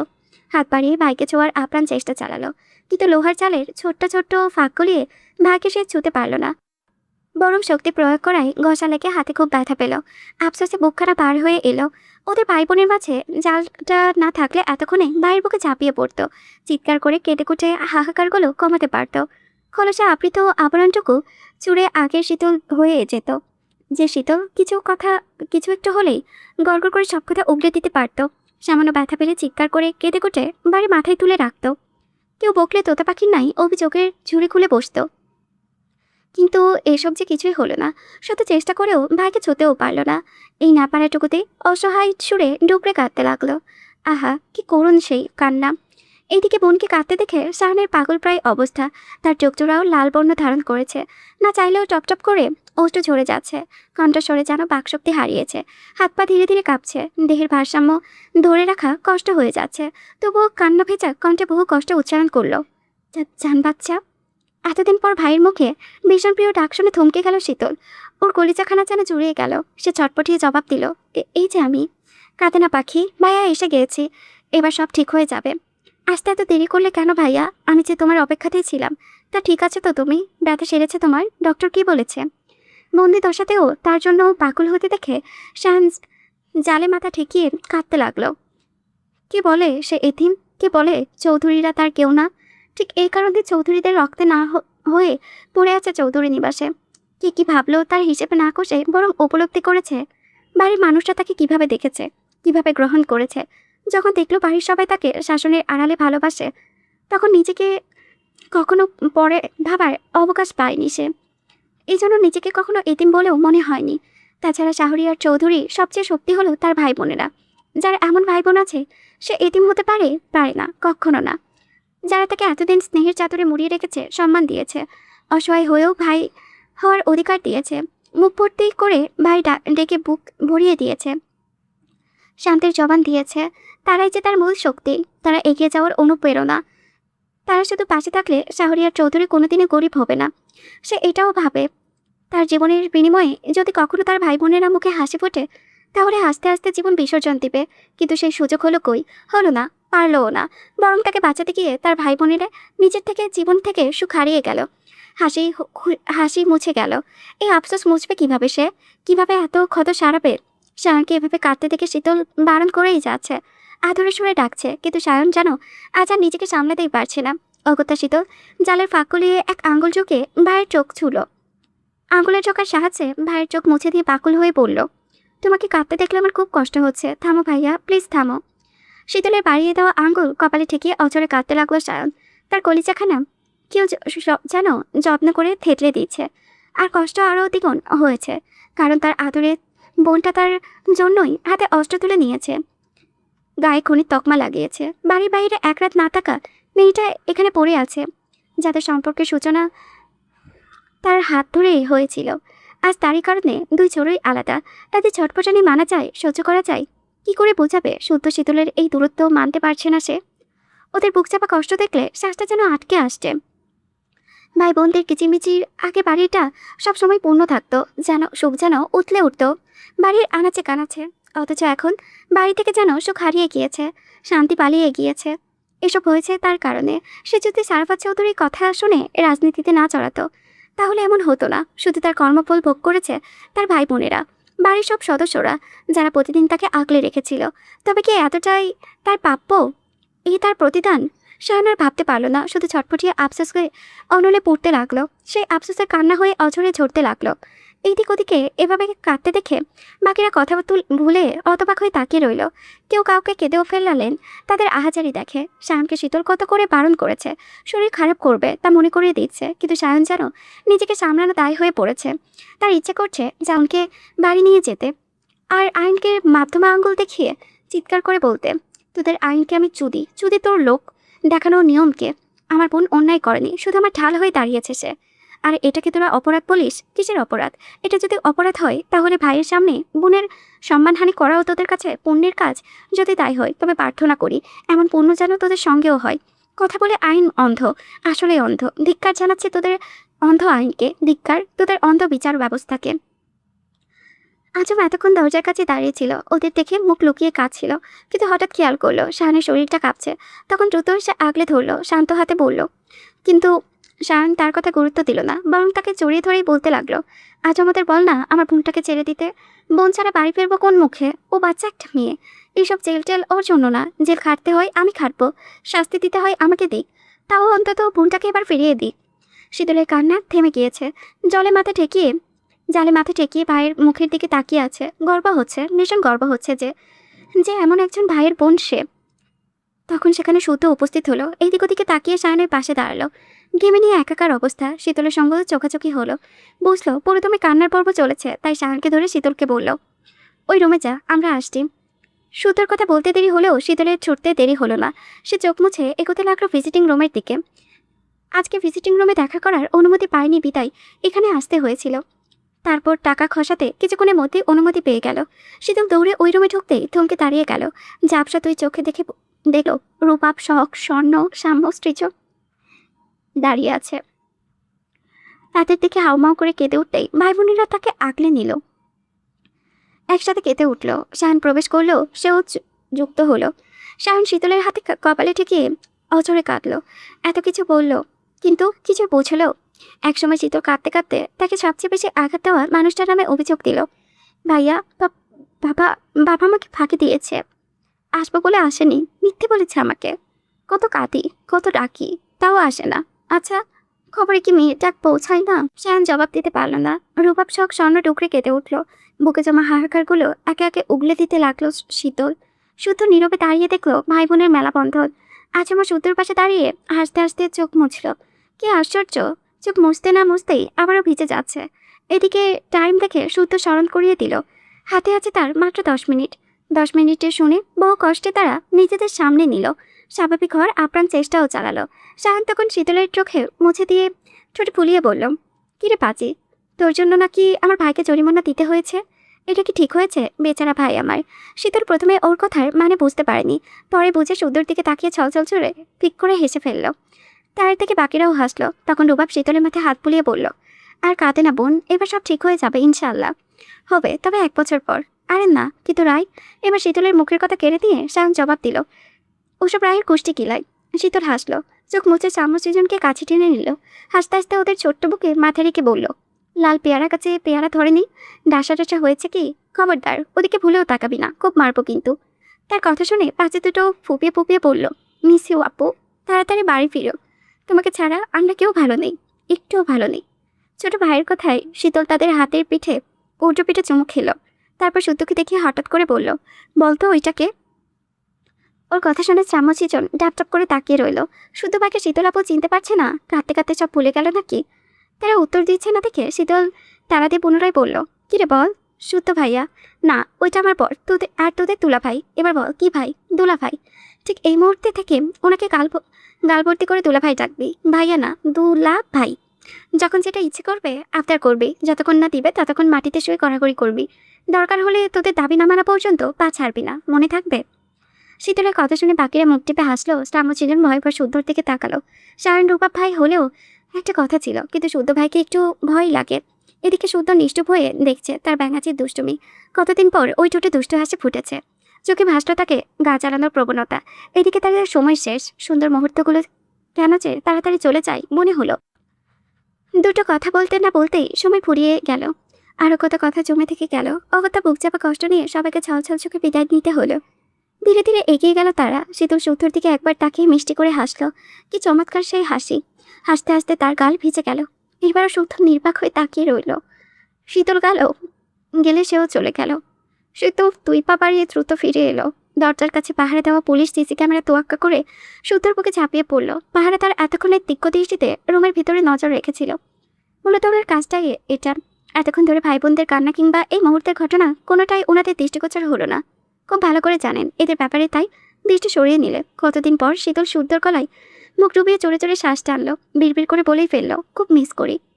শুদ্ধ তাকে আরও শক্ত করে বুকের ভেতরে আগলিয়ে নিল, মাথায় আদর আঁকলো। তারপর শীতলের কথা ধরে না ঘেঁষে বলল, শুকনো খাবার আর ফলমূল এনেছি, একটাও যেন নষ্ট না হয়। আগেও বলেছি সুস্থ থাকতে হবে, নিজের যত্ন নিতে হবে। আমি কি বলেছি কানে ঢুকেছে? আর একটা কথা, পেট ব্যথা করে বা অন্য কোনো সমস্যা? শীতল নাবাতক মাথা নাড়ল, অর্থাৎ করে না। তারপর কয়েক সেকেন্ড চুপ থেকে বলল, আমার না ওই স্মেলটা খুব ভালো লাগে। কোন স্মেল? বেবিদের গায়ের স্মেল। শুদ্ধ নিশ্চয় বুঝতে বাকি রইল না তার কথার মানে।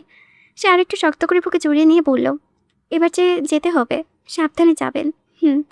আবার কবে আসবেন? রোজ আসা তো সম্ভব না, আগের মতো শুক্রবার অবশ্যই আসবো। আচ্ছা। দুজনের কারোরই পা উঠছিল না, ছেড়ে যেতে মন টানছিল না। খুব ইচ্ছে করেছিল সময় এখানেই থমকে যাক, কিন্তু সেটা তো আর সম্ভব না। তাই দুজনকে দুই পথে পা বাড়াতে হলো। শুদ্ধ বাইরে চলে এসে তাকে বাকিরা তার অপেক্ষায় দাঁড়িয়ে আছে। শুদ্ধ আরেক জায়গায় যাবে, তাই তাদের চলে যেতে বলল। শান শুদ্ধকে একা ছাড়বে না। অসুস্থ শরীরে শুদ্ধর সঙ্গে যাওয়ার জন্য গাড়িতে চেপে বসলো। অগত্যার রূপা পাখিদের নিয়ে রওনা হলো। আর শুদ্ধ অন্য পথ ধরল। কেন জানি শান একেবারে নিশ্চুপ হয়ে গেছে। চোখের উপরে এক হাত রেখে চুপ করে বসে আছে। বিদায় মুহূর্তে শীতল কেমন মায়ের মায়ের চোখে তাকিয়েছিল। ছলছল চোখ দুটো যেন তাকে চিৎকার করে বলেছিল, আমাকেও নিয়ে যাও না ভাইয়া, আমিও বাড়ি যাব, আমার আম্মুর কাছে যাব। এখানে আমার ভালো লাগছে না, তোমাদের ছাড়া সময় কাটে না, কষ্ট হয় আমার, খুব কান্না পাই। চট করে বুঝে গিয়েছিল বোনের চোখের ভাষা। চোখে ভাষা আদরে মুখখানা, সব বরাবরই ঘরকোণে লাজুক, না ডাকলে কাছেও ঘাসে না। তার মানে এই না যে ভাইদেরকে কম ভালোবাসে কিংবা ভাইরাও তাকে কম ভালোবাসে। আসলে শীতল তার মতো বাঁচা, তাই দুজনের জমতো বেশ। শীতলের মুখে ডাক ভাগ বেশি, যার কারণে ওর প্রতি মায়াও একটু বেশি। এসব ভাবতে ভাবতে পুনরায় তার চোখ জোড়া ভিজে এলো, উষ্ঠ ঝরে গেল নিজের অজান্তেই। তখন শুদ্ধর গাড়ি হুইল করাতে করাতে মলিন হেসে বলল, একদিনে কাইল হলে চলবে? আমার দিনগুলো তো এভাবেই কাটছে, এভাবেই তাকে দেখে আসি, বুকে পাথর চেপে একা রেখে আসি। এ কথা শুনে শাহানা নিজেকে সামলাতে পারল না, সত্যকে চাপটে ধরে শব্দ করেই কেঁদে ফেলল। অতর্কিতে শুদ্ধ দ্রুত গাড়ির ব্রেক কষল। শাহানের তপ্ত চোখের জলে মুহূর্তে ভিজে উঠল শুদ্ধর কাঁধ। কেন জানি শাহানকে কাঁদতে দিল শুদ্ধ। নিজে কাঁদতে না পারলেও ভাইকে কাঁদার সুযোগ দিল। কিছুক্ষণ পর বলল, পার্টি অফিসে যাব, ছেলেপুলেরা তোমার অপেক্ষায় আছে। না, ঠিক আছে, যেও না, তবে মেয়েদের মতো খাচপাচ করে কেঁদো না। সাতটার কি অবস্থা করবে? বাচ্চাদের বাপ হয়ে যাচ্ছে, তাও চড়াচড়িতে স্বভাব যাচ্ছে না। ভাইয়ের কথা শুনে শায়ন মুখ তুলে কটমট করে তাকিয়ে রইল। তারপর কিছুক্ষণ চুপ থেকে নাকের সত্যি শুদ্ধর গায়ে মুছতে গেলে শুদ্ধ একদম সিটের সঙ্গে ছিটিয়ে গেল। হুমকি দিল, এই কাজ করলে খবর আছে। তা দেখে শায়ন টিস্যুতে হাত নাক মুছে বাহিরে তাকিয়ে রইল। শুদ্ধ গাড়ি স্টার্ট দিল। কিছু একটা মনে হতেই শায়ন খেকে উঠে বলল, কোন চুতি আমার বোনকে 1 বছরের রায় দিয়েছে? কোন যুক্তিতে দিয়েছে? নাম কি ওর? বালের আইন মারাইছে। ওর আইনকে কানেক্ট করে ওর পেছনে লাগিয়ে দেব। কিসের 1 বছরের জেল? কে থাকবে 1 বছর? আমার বোন? কখনো না। এই কোর্টের রায় মানি না, হাইকোর্টে আপিল করব আমরা। আচ্ছা করো, আপাতত শান্ত হও। আমার বোনটা কাছে আর তুই শান্ত হতে বলছিস? বোন বাড়ি নাই, ওই বাড়িতে থাকবো কি করে আমি? আমার নিঃশ্বাসটা আটকে আসছে ভাই।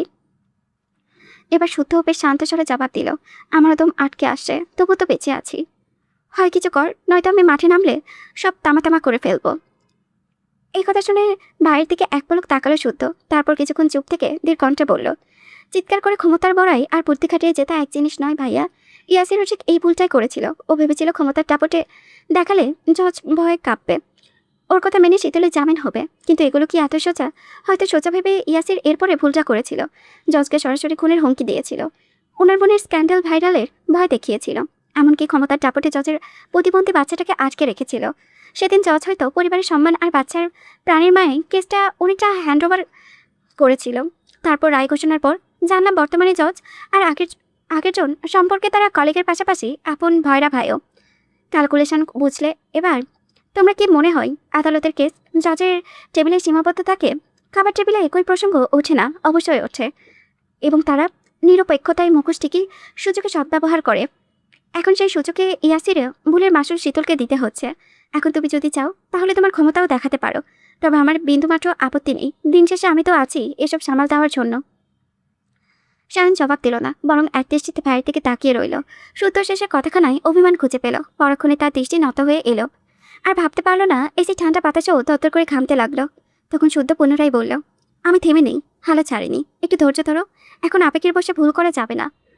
তোমার আর আমার একটা ভুল তীরে এসে তরি ডোবার মতো হবে, আর এর খেসারত দিতে হবে তোমার বোনকে।